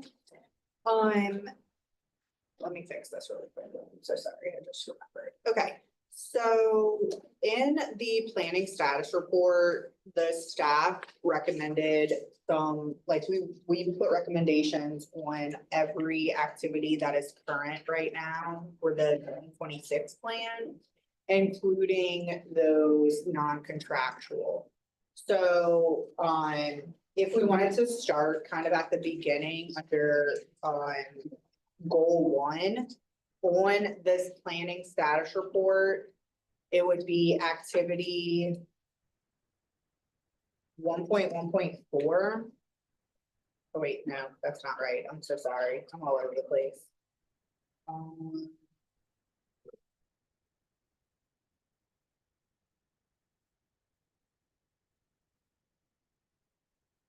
Well, I guess that's the first one. Yeah, 1.1.4 on this, on the planning document. So the only recommendation that we had was to recommend continuing this activity at its current funding. So it is considered a separate funding because it's not with that federal funding. So that's why there's no funding amount on here. It's with the state general funds. The FHF Center utilizes all of those funds. So on the next page, so on page 3, the recommendation from the staff is to move that activity to 1.2.2. So I'm gonna bring us there. So that's right here. 1.2.2, and then just change the wording a little bit to reflect all of the other ones that we provide funding for. It says provide funding, support, and technical assistance from the state general funds to the Families Helping Families regional resource centers that contract with the council. But y'all are welcome to change up that wording however you would like. It doesn't change the wording much in activity 1.1.4 on that document, but we just wanted to make sure that it included the important things like that beginning part to provide for funding, support, and technical assistance, and included that it has it takes the entirety of the state general funds and making sure that it's directing those funds to the Families Helping Family Centers that the council contracts with. But if there's no questions, I can go to the next one. Yes. The next one is 1.1.5 on your planning status report. So that's produce and provide information important to individuals with intellectual and developmental disabilities and their families through a variety of electronic and social media. So things like council website, Facebook, and LAPC News. The staff recommends continuing this activity and moving it to 1.3.1. So I'm going to scroll back down. I don't even know which way I'm going. Okay, 1.3. Oh, you know what? We moved it. We moved it here. 1.1.4. I believe that was a conversation that we had at the last meeting. So it should say they're moving it to 1.1.4. And just changing that wording to provide clear and important information for people with intellectual and developmental disabilities and their families to help them stay informed and connected.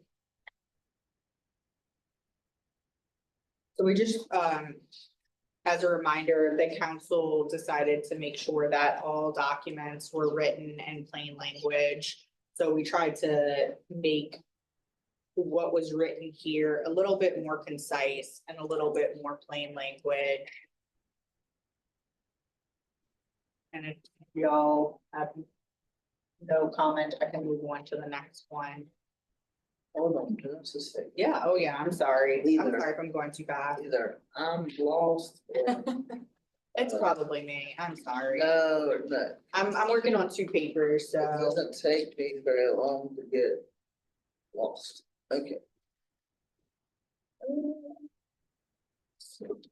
Okay, Like the actual plan draft. So I'm in the status report and I'm projecting the draft. Oh my gosh, I know, right. I know. Make sure I have all. But I wanted to have this up. That's what I was. Yes, I know, I didn't know an easier way to do it. Page 3. Okay, I gotcha. Okay. Were you on page 3 now? Yes. Okay. We're on the one that's 1.1.5. Thank you. All right. The only thing is I made a mistake when I was typing it. I think just afterwards that we had a discussion, so we said to move it to 1.1.4 instead of whatever was written there, because I have it scratched out. Okay.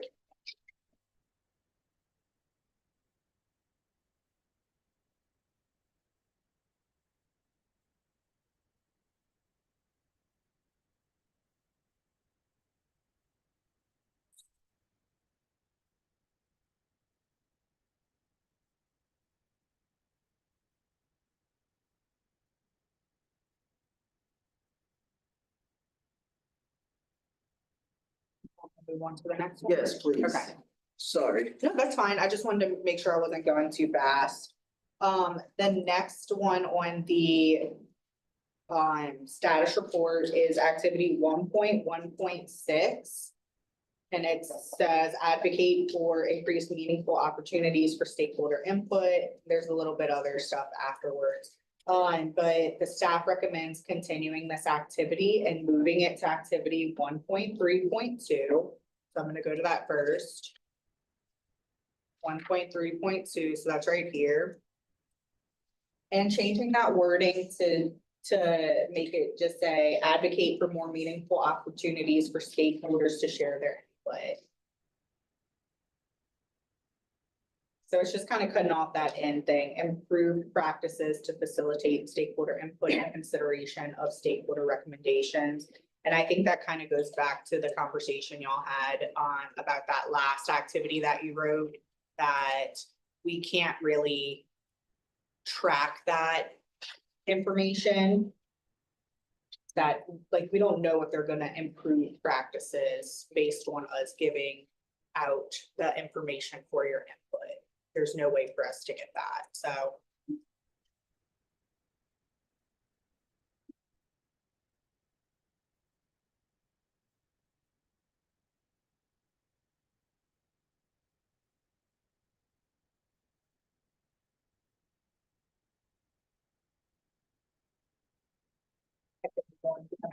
Go ahead. So the next one is actually gonna be on page 4. We're gonna look at activity 1.1.9. This one's an easy one to go through. The staff recommends discontinuing this one. This activity is no longer needed because it's written as our objective 2.3, and I can show you that in a moment. And that is by ITAC's guidance. So the guidance that ITAC gave, which is the, gosh, help me. Thank you. Assistance Center. Yes, I always get confused because I just call them ITAC, the Information and Technical Assistance for councils. And their guidance was to include it as an objective, not as an activity. So there's a couple places that it'll just be right here. It's this objective 3. And the way that it's written in the guidance that they gave us, there does not have to be any activities under this unless something were to happen and we needed an activity underneath there. It's just kind of like a little safety net for the council in case something, they're thinking about like when COVID happened. So like if something unexpected like that happens, it's a way to have that safety net of, hey, we need to change up our plan this year because something major happened in our area, like a flood or a hurricane or something along those lines. So that's that recommendation. And that finishes that first part. And we can go Unless you have a question about it, I'm sorry. I'm okay. Okay, or anybody has a question. If not, we can look at, oh, sorry, Jill has her hand raised. Yes, Jill, you have the floor. What activity are you on staff? In the planning status report, I was looking at activity 1.1.9.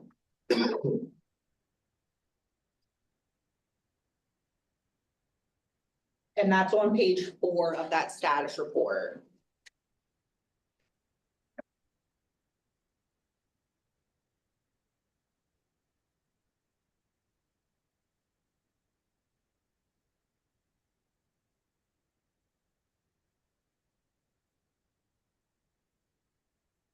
Okay, got it. Alright, thanks.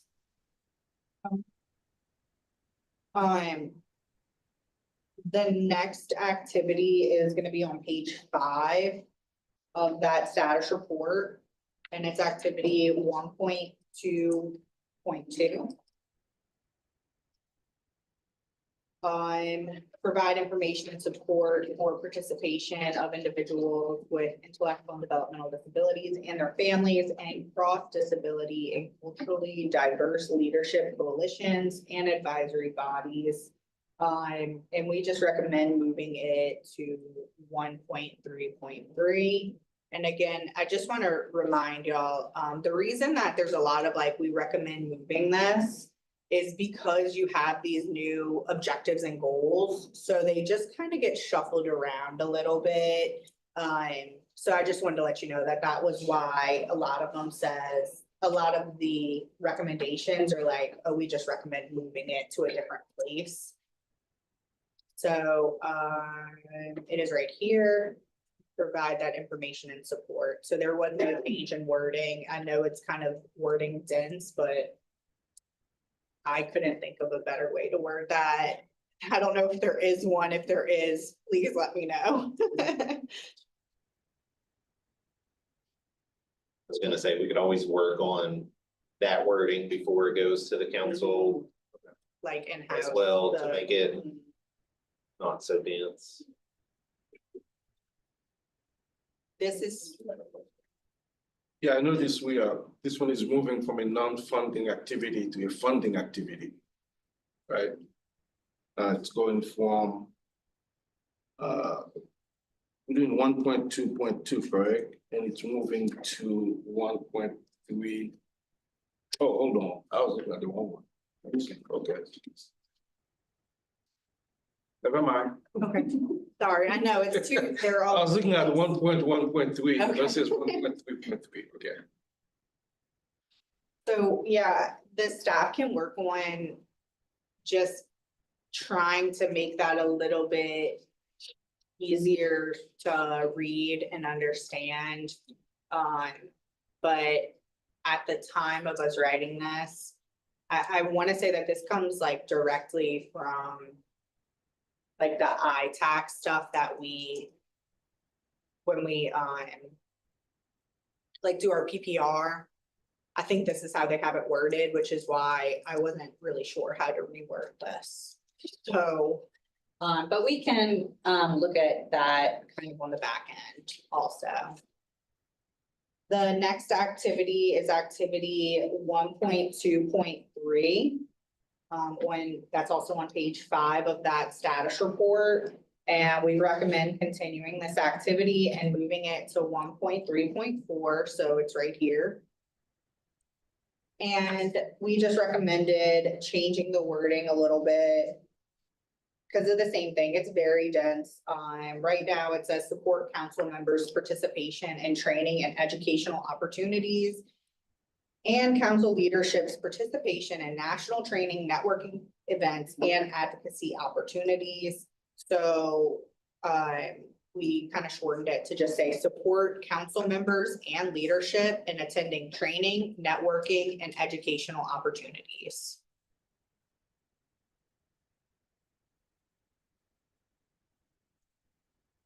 Again, if y'all wanted to change anything, let me know. Or you don't like how something sounds, let me know. I can do a little typey type.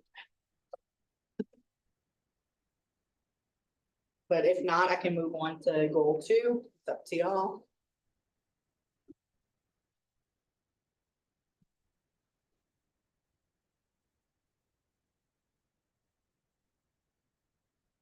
Go ahead and move forward. Oh, okay. I didn't speak loud enough, I'm Oh, sorry. that's fine. The next one is still on page 5. We're now under goal 2. So it's 2.1.1. We oversee the implementation of the community and family support system plan and advocate to ensure that the plan meets the needs for all Louisianians with intellectual and developmental disabilities. So staff does recommend continuing this activity, but changing the wording. Changing the wording to this, it's still the same activity, so I have it pulled up on the screen. It's activity 2.1.1. And now it reads, monitor Louisiana's community and family support system plan and advocate to make sure the plan meets the needs of all people with intellectual and developmental disabilities.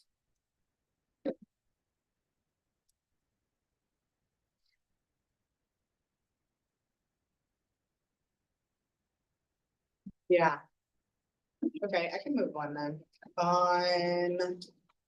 We're now gonna actually move to page 7. Page 6 is all contractual, thank you. So we're gonna move on to page 7, which is activity 2.2.1. Which is the advocate for increased meaningful opportunities for stakeholder input. So we do have this activity under every goal. So the recommendation was to move it to activity 2.2.1, so that's right here.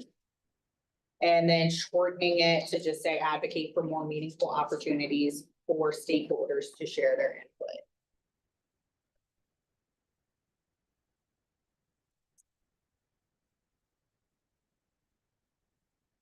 And that's the same wording as that other activity. I don't remember what number it is, but we do have, this activity is under each goal. So that way you're getting stakeholder input that we can kind of track to see like, oh, was it input on education and employment? Was it input on, you know, the community and family support systems? Like it's, so that way we can kind of differentiate what that input was for. The next non-contractual activity is actually under goal 3. So goal 3, we're looking at 3.1.1 on page 7 of the status report. Right now it reads advocate for the Louisiana Department of Education to perform ongoing monitoring and increased focus on local school districts to ensure compliance of all special education laws and policies that align with the council's mission. The staff recommends changing the wording. The activity number is the same, so it's still 3.1.1, and I just pulled it up on the screen.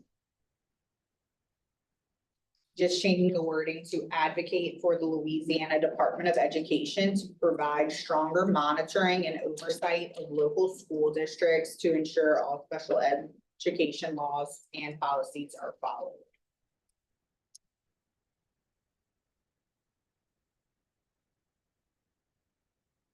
Yeah, Yes, Dr. Mehta. yeah, can I ask for some clarification on the change for that one?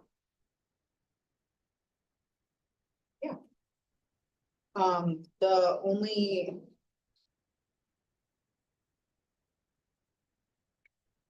So the change is only to shorten the wording for it and make it a little bit more plain language, but if you feel that the way that it's worded does not capture what you were looking for, please let me know how to change it. It was previously written as advocate for the Louisiana Department of Education to provide to perform ongoing monitoring and increased focus of local school districts to ensure compliance of all special education laws and policies that align with the council's mission. And then our recommendation was to just kind of like shorten it, make it a little bit more plain language, to advocate for the Louisiana Department of Education to provide stronger monitoring and oversight of local school districts to ensure all special education laws and policies are followed.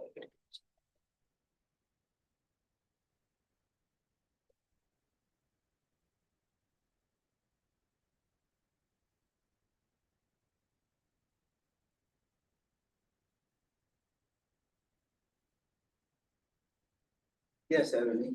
Dr. Mehta, if you don't feel like the intent from the plain language version is capturing what the original activity stated, we can always add words. Like Stephanie was saying, we were just trying to make it a little bit more plain language and kind of take some of the words away without removing the intent. But if you feel like we need to add some of those words back, we can. Yeah, Yes, Dr. Mehta. so the way it's written right now does not mean, the staff will not attend a BC meeting, right? You guys will continue to attend those, okay.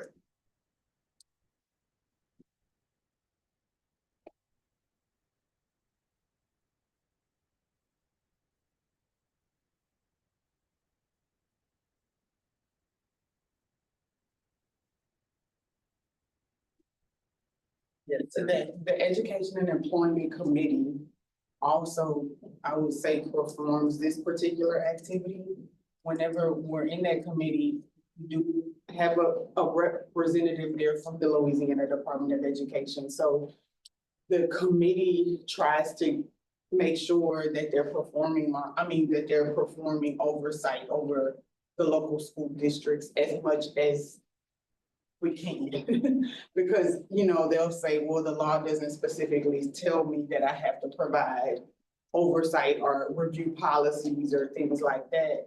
But I can say that the Education and Employment Committee is supposed to monitor those things. Are they doing the things that are in law? Are they providing the cameras? And, so the seclusion and restraint bill that was passed last year, the Education and Employment Committee should be the ones to continue to provide oversight over the department to hold them accountable to making sure that those things are in place. Yeah, that's why, there's a lot under there. Yes. That they are required to do. Mhm. So, I just wanted to capture and make sure that, the new language.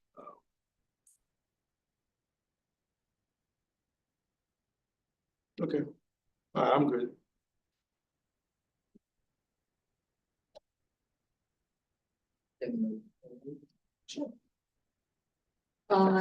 The next activity is 3.1.2 on, this is on page 8 of that planning status report. This is kind of the same one that I spoke about before. This is no longer needed as an activity because we did write that objective 2.3. That's ITAC's guidance for how we write it. So it's no longer needed as an activity. That's why we recommend discontinuing it. So the next activity would be 3.1.3. And again, this goes back to what I mentioned earlier. This activity is in every goal, just so that we can differentiate like what kind of stakeholder input we're sending out to y'all. And so we recommend continuing the activity and just changing the wording. So the other recommendation was to move it to activity 3.1.2. That's right here. Advocate for more meaningful opportunities for stakeholders to share their input. So that's the same wording as the other two goals and activity in those activities. So just trying to keep it cohesive, I guess. And Honestly, there's just one left at the bottom of page 8. It's very little, 3.2.1. And 3.2.1 is that emergent issues, and again, that is written as objective 2.3, so we no longer need that activity.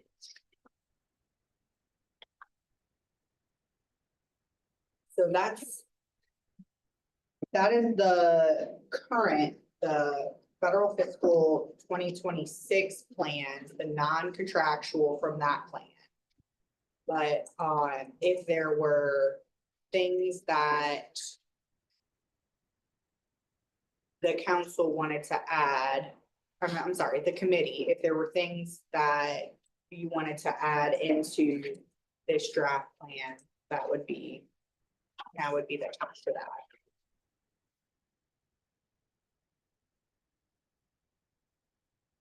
No, I went through that kind of quickly, so if there's any questions, let me know. I'm gonna highlight this stuff. You did great. Thank you. A lot of it was just technical edits. It wasn't like we weren't trying to change the intent of anything on there. It was really just like a little bit of a simpler language, easier to understand and read. Yes, but just like you're saying, so it's just some easier language, but those activities are still continuing, right? Yes. Right. For correct. example, on page 5, 2.11, it was extremely specific. But it changes to more, smaller language. But those activities of, for example, the executive director will hold monthly calls with the deputy assistant secretary of CDD. Those things are still happening. Oh, Correct, yes. Yeah, all right. Just the wording of the activity is changing, but the actual activity, yeah.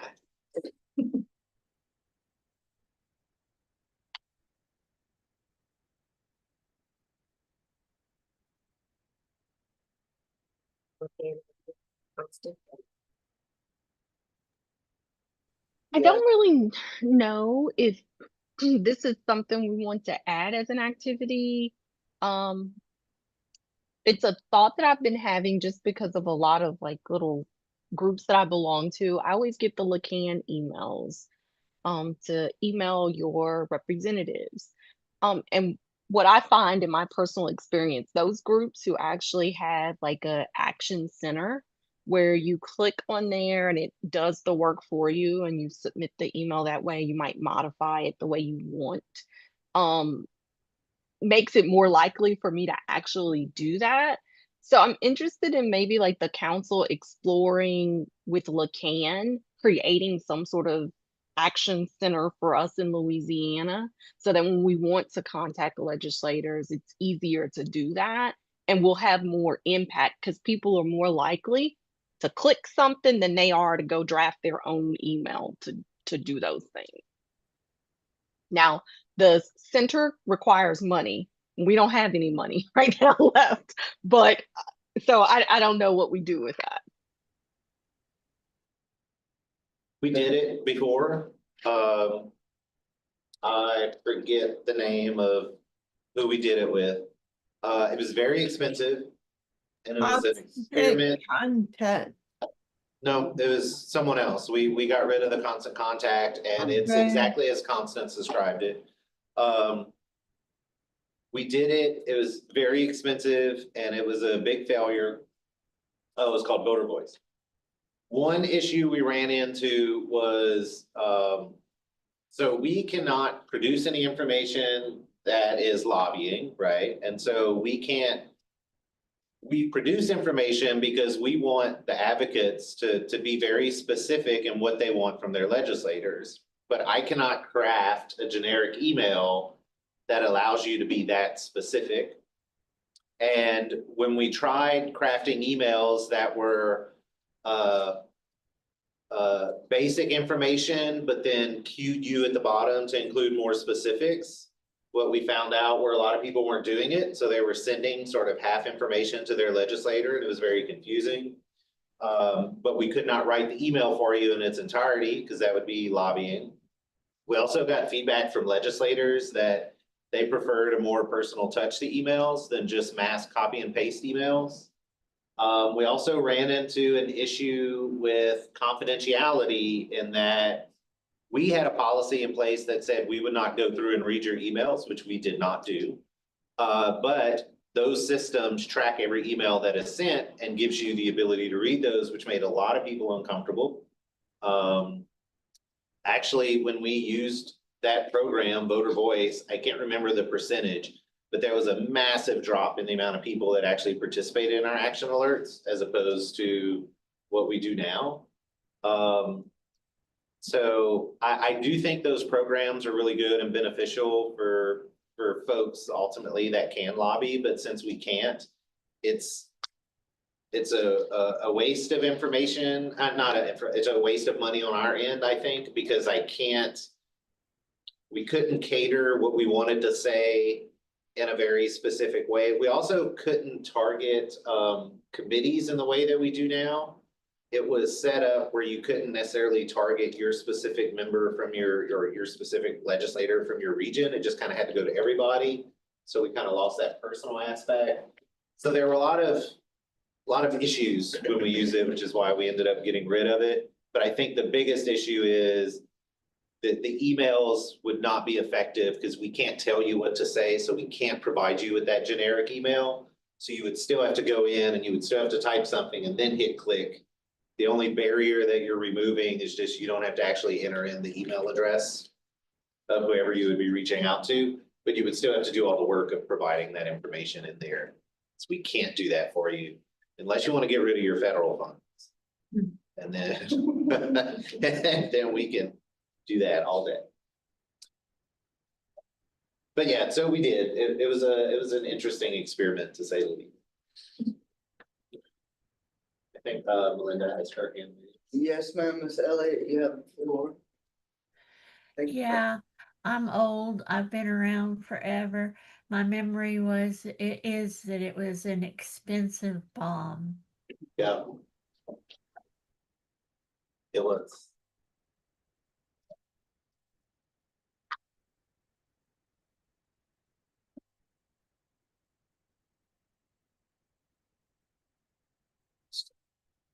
If you would like, I could go through the draft plan as it is.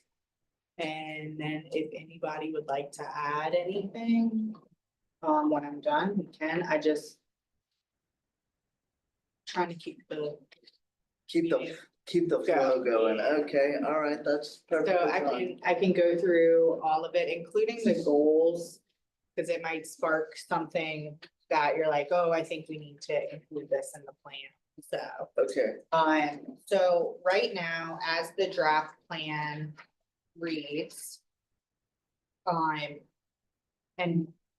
I do just want to make a point of clarity. The goals and objectives have already been approved by the council. So really the things that we're looking at are the activities. So we can't change any wordings to the goals or objectives, just those activities, or including adding an additional activity if needed.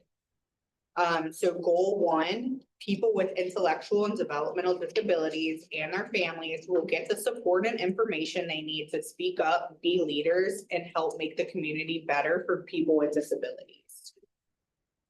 Objective 1, people with intellectual and developmental disabilities and their families will be able to learn about their rights, how to connect with policymakers or leaders who make decisions, and how to be active, safe, and responsible members of their community. Activity 1.1.1, provide funding, support, and technical assistance to the council's grassroots network so people with intellectual and developmental disabilities and their families receive information, training, and support to advocate for systems change.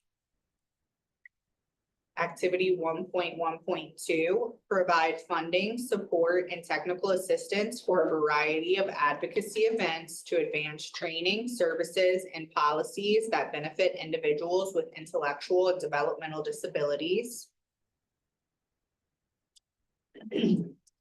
Activity 1.1.3, provide funding, support, and technical assistance to strengthen the self-advocacy network.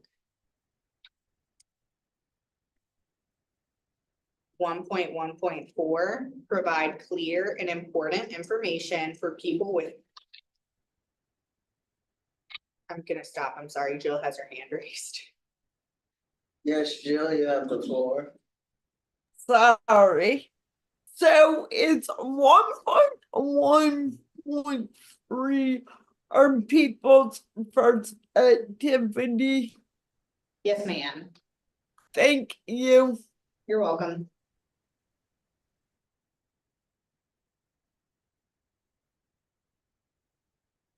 1.1.4, provide clear and important information for people with intellectual and developmental disabilities and their families to help them stay informed and connected.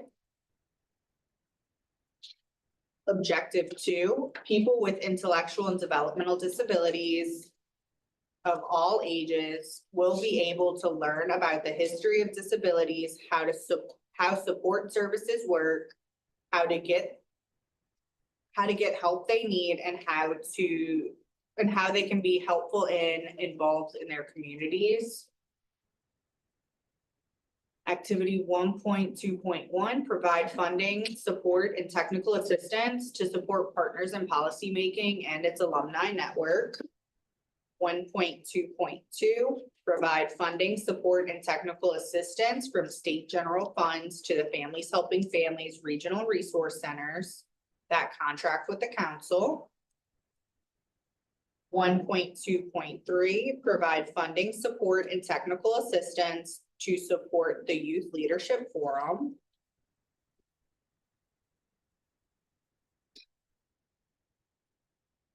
Objective 3, people with intellectual and developmental disabilities will get help, tools, and support to connect with policymakers and be part of the important groups like boards and commissions where decisions are made. Activity 1.3.2, advocate for more meaningful opportunities for stakeholders to share their input. 1.3.3, provide information and support for participation of individuals with intellectual and developmental disabilities and their families and cross-disability and culturally diverse leadership coalitions and advisory boards. I emailed some goodness. options to you. Y'all wanna look at them maybe? Okay, I'll pull them up. Do you want me to stop and so we can look at that? Yes. Okay. Give me one moment, just That cause, one is word. yeah, that was like a Well, mouthful just to read it. I'm not saying the other options I sent you aren't as, there is one that's not as wordy, but the others are at least words that you can understand. Okay. Just gonna copy. There's 3, he sent 3 options. Oh, okay.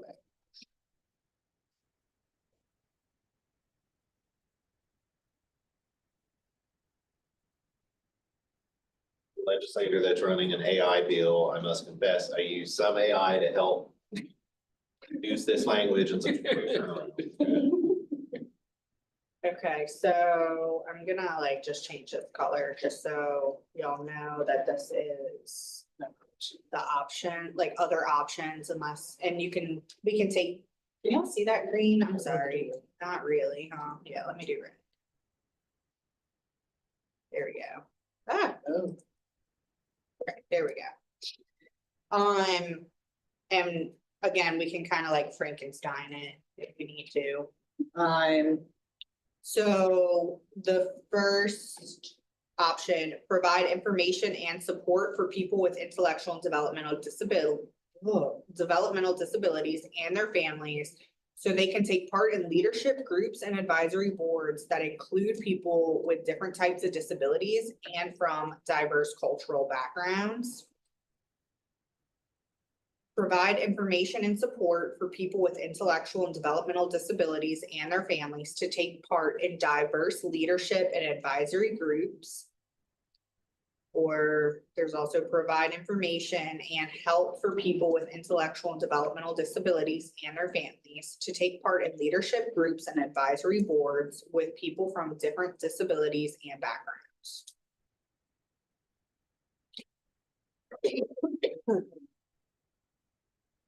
Yeah, 2 sentence, oops.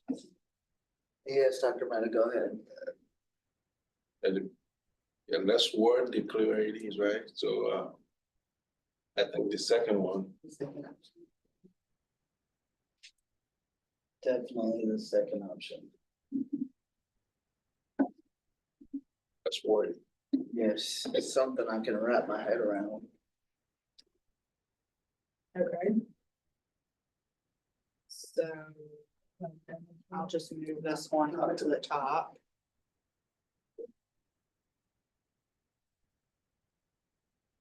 Did y'all want to do like a little unofficial vote for it or? I don't know, discuss it, I'm not sure.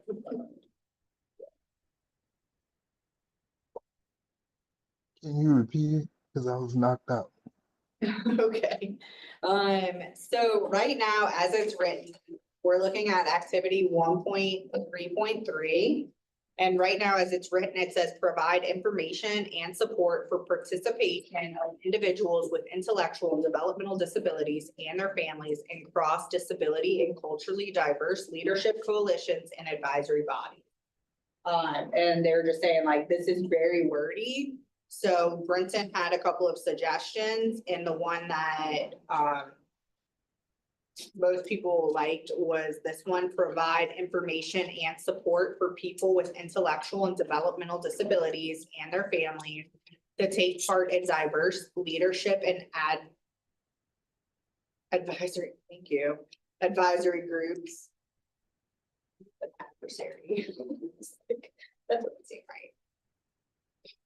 And the other two are other options, and we can take some words from other places if y'all don't exactly like how it's read. We could, there's a couple things that you as a committee can do. You can take an official vote. You can reword it again, leave it as it is, just adopt this new one. Y'all have the power.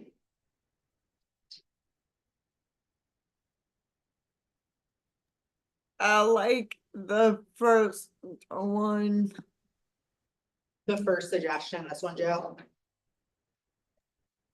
Yes, ma'am. Okay.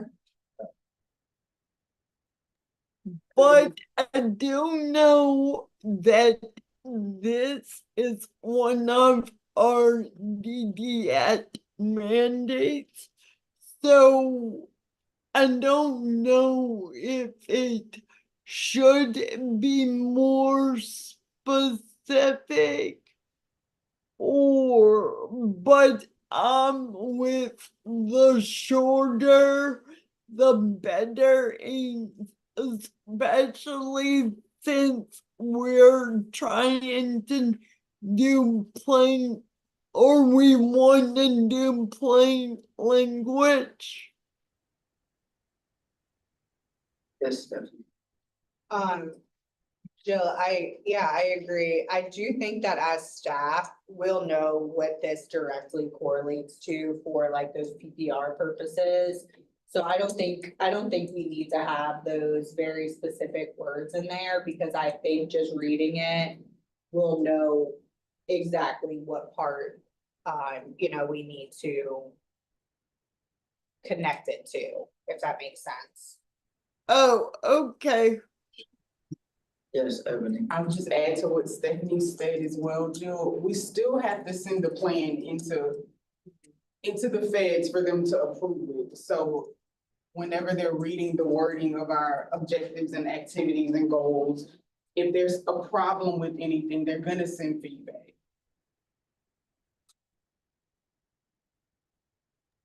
Okay, thank you.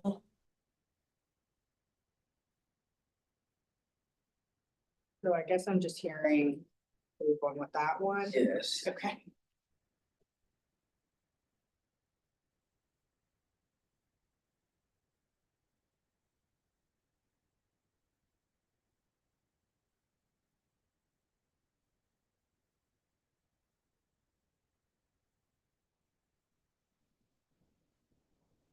Okay. So now activity 1.3.3 reads provide information and support for people with intellectual and developmental disabilities and their families to take part in diverse leadership and advisory groups. 1.3.4 is support council members and leadership in attending training, networking, and educational opportunities. Goal 2, people with intellectual and developmental disabilities and their families will have equitable, also known as fair, access to healthcare and community supports to help live healthier, better lives. Objective 1, people with intellectual and developmental disabilities and their families will get the healthcare and support they need to be active at school, at home, at school, at work, and in their community. Activity 2.1.1, monitor Louisiana's community and family support system plan and advocate to make sure the plan meets the needs of all people with intellectual and developmental disabilities. Activity 2.1.2, provide funding to create documents to help families and professionals understand early identification of intellectual and developmental delays for children. Objective 2. Okay. Objective 2, people with developmental disabilities and their families will get the help they need to safely live, work, and be involved in their communities. Activity 2.2.1, advocate for more meaningful opportunities for stakeholders to share their input. Activity 2.2.2, provide funding, support, and technical assistance to complete a study on transportation needs and barriers throughout the state of Louisiana for individuals with intellectual and developmental disabilities.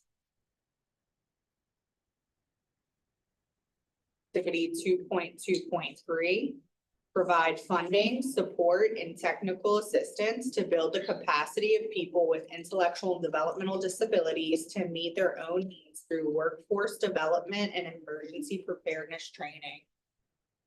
Oh, this thunder. Sorry. Objective 3, people with intellectual and developmental disabilities and their families will have access to new help, tools, and supports if unexpected needs or issues happen. So just a reminder, this one doesn't need activities unless something were to come up.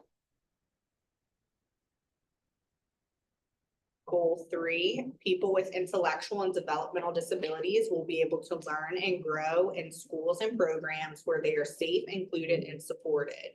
They will also be able to pick jobs they like, get paid fairly, and work with people with and without disabilities. Objective 1, people with intellectual and developmental disabilities will be able to learn in safe, supportive, and welcoming places at every stage of life, from early childhood through adulthood. Activity 3.1.1, advocate for the Louisiana Department of Education to provide stronger monitoring and oversight of local school districts to ensure all special education laws and policies are followed. Activity 3.1.2, advocate for more meaningful opportunities for stakeholders to share their input.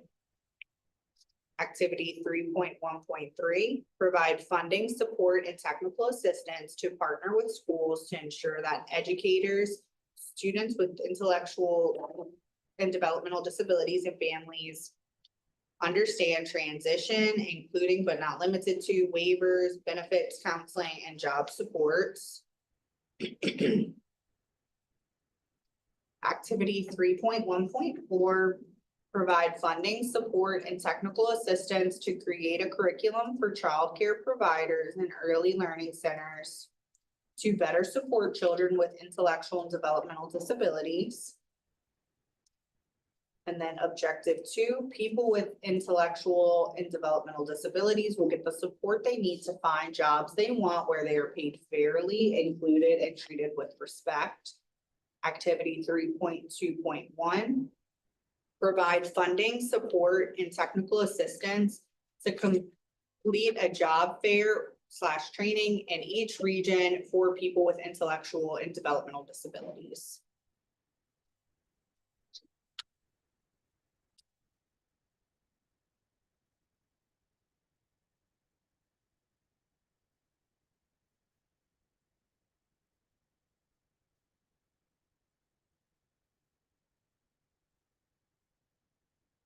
Yes, Dr. Meta. So under objectives, so we can have an activity in we can have an activity in 2 different objectives, right? Yes, because I'm looking at the 3.1.2 and 2.2.1. Yes, so it's the same activity. We just put it under each goal. Okay. Like, so it'll be under each goal, just so that way we can say like, oh, well, we shared stakeholder input. Specifically when y'all are reading the status report, like stakeholder input on education and employment would be under this one. Stakeholder input on, I don't know, let's just say like, if they were rolling out, like the OCDD, they wanted to rename the office and they wanted stakeholder input, Make sure they do. it would go under that other one, yes.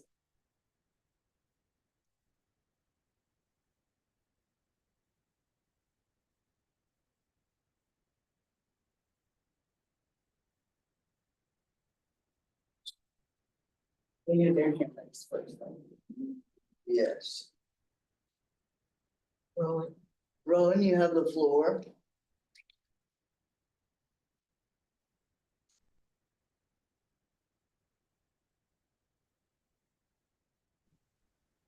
Hey folks, I just wanted to put a bug in your ear about, I believe it was the objective earlier about the council supporting individuals with disabilities and their families and participating in diverse advisory groups and different councils across the country for people who are working with youth with disabilities and encouraging our youth to engage in councils and advisory groups. I'm seeing a trend and a pattern emerge from folks who are doing this work of suggesting that the councils that the youth are becoming involved in be trained on how to support and interact with the youth. And I think that that's a really important thing to note and think about whenever we think about supporting our people with disabilities and engaging in councils and participating in councils. Because I remember whenever I was on the council as a youth, you know, the people were incredibly welcoming. The reality was I was still a youth joining an adult council. And so training both sides, not only the youth, but also the council itself on how to appropriately support youth, because it is different than supporting an adult with a disability, is probably something to think about and something to ponder on a little bit more. So I just wanted to mention that before, you know, we bebopped on any further. Thank you.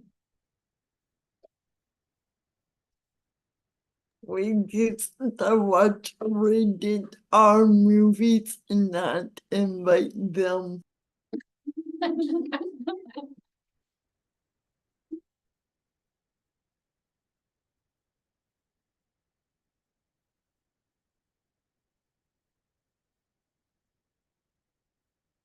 Yes, Ebony. I did have a question. And I'm having a hard time remembering the discussion around this from the last meeting, so if the committee could help. Just from a staff's perspective, because whenever we put these out for proposals, we're gonna have to make sure that we know what you all are looking for.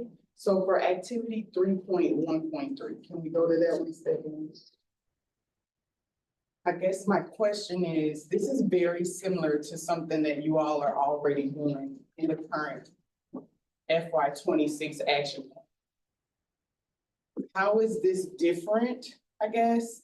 And I'm looking at the words to partner with schools. Is that the difference? And I guess what is the goal? How is this activity different from the one that we're currently doing? What kind of outcomes are you wanting to see from this particular activity that we're not getting from the current activity that Team Dynamics is carrying out? And I see Constance has her hand raised, so maybe she can, answer that. I just want to make sure the staff is clear on what you all are looking for. Yes, Constance, you have the floor. Thank you. So our discussion the last time centered around that concept paper. I'm trying to see which one it is, but basically it's like working with the school district, one urban and one rural, and working within the school system to be able to promote the transition. And so there would be trainings not only for the staff, but it would also include families as well, so that they understand how to get the waivers and the benefits counseling and all of those components. That's it in a nutshell.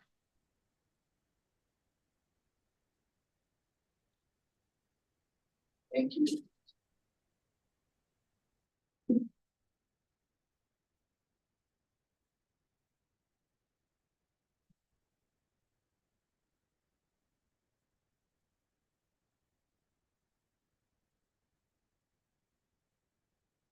May I speak?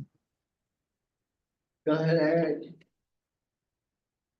I just think that I can't speak for everybody on the board, on this committee, but I just think that we, as a committee, I just want to see us hit every corner and make sure no stone is not turned right, and make sure we is not, uh, not looking at every part of it and not just looking at one side of it. And yeah, we, as a committee, we do want to hit important areas, and as the staff, that's what we looking for, to make sure we is lined up, that as a committee that we hitting everything that we need to hit. If it makes sense.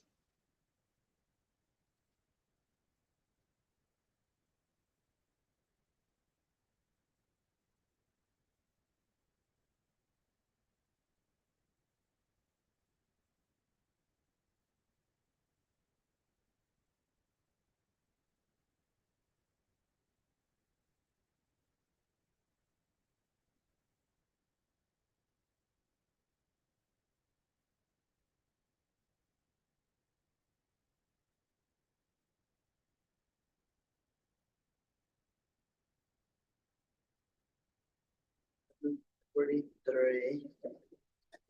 So if you guys want to, we can take a 10-minute break. Well, yeah, I mean, you can, if y'all don't wanna take a break, we can. Or if you guys don't wanna take a break, we can just barrel right on through. Yeah, I mean, it's up to y'all. We're ahead of schedule. We already reviewed that draft plan. Okay. It was just voting and public comment. Yeah, I guess the question now is, does anybody on the committee want to add any other activities? Or do y'all have any other suggestions or things that you want to recommend to the full council in the draft? And if the answer is no, yeah, we can keep moving. Anybody have anything they wanna add?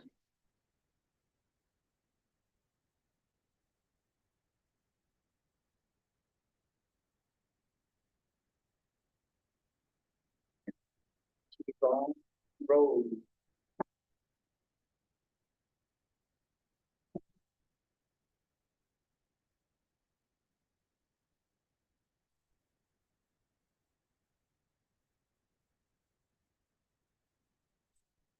Get the draft already. That's what we're under right now. So Okay. I reviewed the draft. And we need to, motion to send it.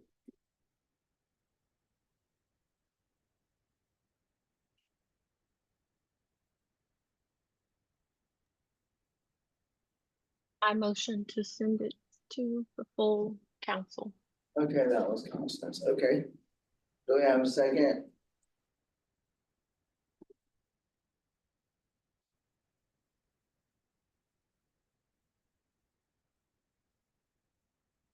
I'll second it. Okay, Jill, seconds.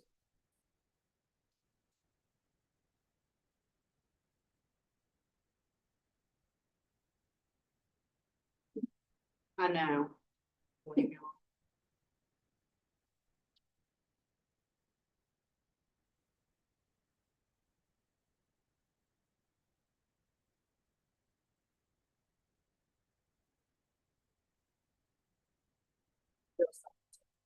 Correct. Seconds, okay. Is there any discussion? Yes, ma'am. I do not very clear for the transition line. What they really would do. For the 59, thousand, right? Yeah, What's the? Aiden, I can answer. Yes. To answer. Go ahead.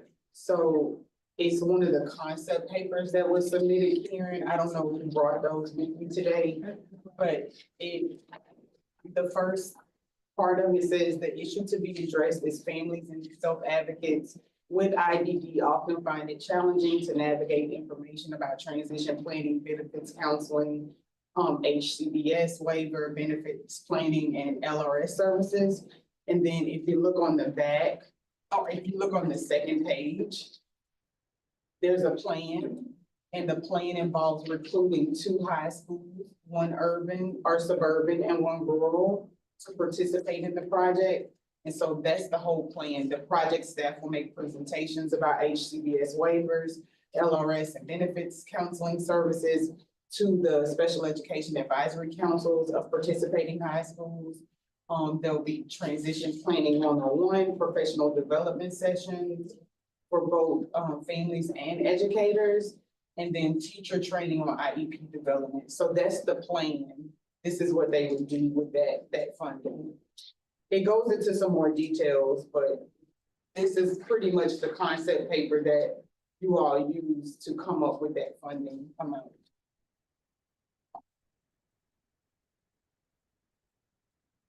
We usually actually mention with the IEP. They usually, I mean, the basic. It seems like there's an IEP component, like teacher training on individualized education program development will be offered in collaboration with regional LRS and human service districts and authorities. Just to align service capabilities with post-secondary goals. So there is an IEP component.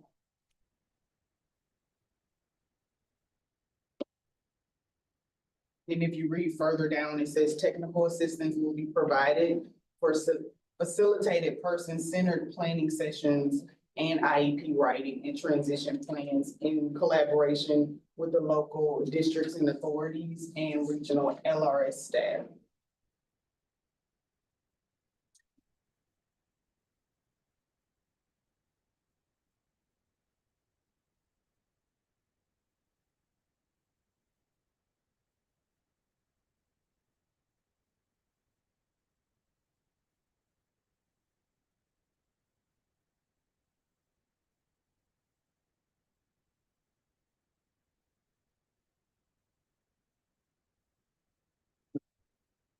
Just moving my hand, just making sure nobody had anything else.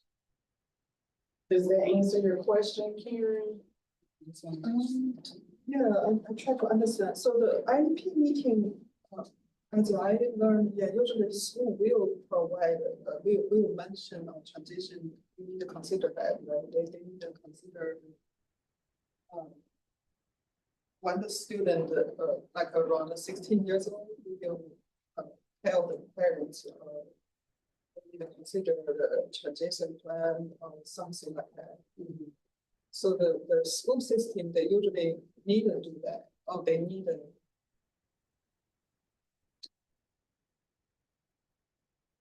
So we look, just try to advocate. Yeah, so I think if you read about the issue to be addressed, what this concept paper is saying is that families and individuals with intellectual and developmental disabilities are finding it hard to navigate the information about transitions and benefits and home and community-based services, and LRS services. So even though there may be a transition component in the IEP meeting, it isn't meeting the family's needs. There's a challenge there because the families aren't able to navigate all of those different things. And I'm not sure if their questions are being answered, They may not learn sufficiently. or aware. Yes. Yeah. I just wonder, is it maybe school system, they need to consider that to do more like provide. I'm just thinking, okay.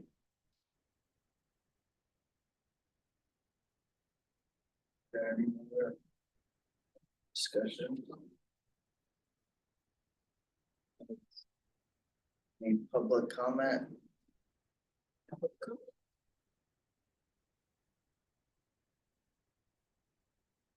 And if you could do, oh, that'd be great. So a vote for yes is to send the draft of the FFY 2027 plan to the full council for consideration. A vote for no is not to send the draft of the plan to the full council. Constance Alphonse, Yes. Constance, yes. Jill Hano, Yes. Jill Hano, yes. Lamar Meta, Yes. Lamar Meta, yes. Eric Taylor, Yes.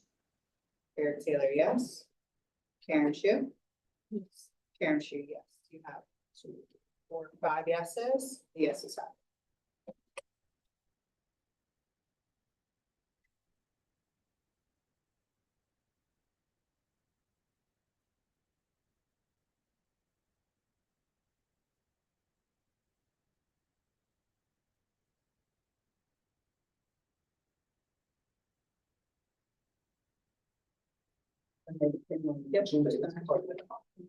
Any public comment? Anybody else have anything? Oh, sorry. No, we do have a, Just yes, raised her hand. yep, she just raised it. It's Brenda Cossack. Yes, ma'am, Ms. Kosei, go ahead.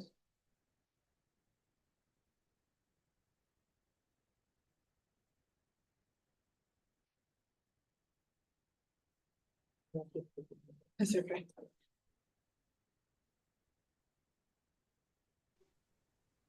Good morning. I just wanted to thank the committee for meeting for 2 days. And y'all continue having a blessed week. Thank you.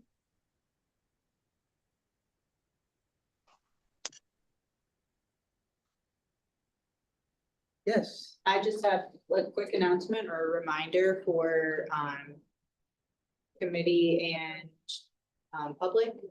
Next week, next Thursday, what is that, April 30th is the full council meeting. The executive committee meeting begins at 8:30 and then the council meeting is 10 a.m. In this room, and the information to register virtually is on the website. That's all I had. It is now. Y'all, I'm so proud of everybody. It is 11:54. If there are no objections, I will adjourn the meeting at 11:54. Good job, everybody. Thanks, everyone. Thank you, guys.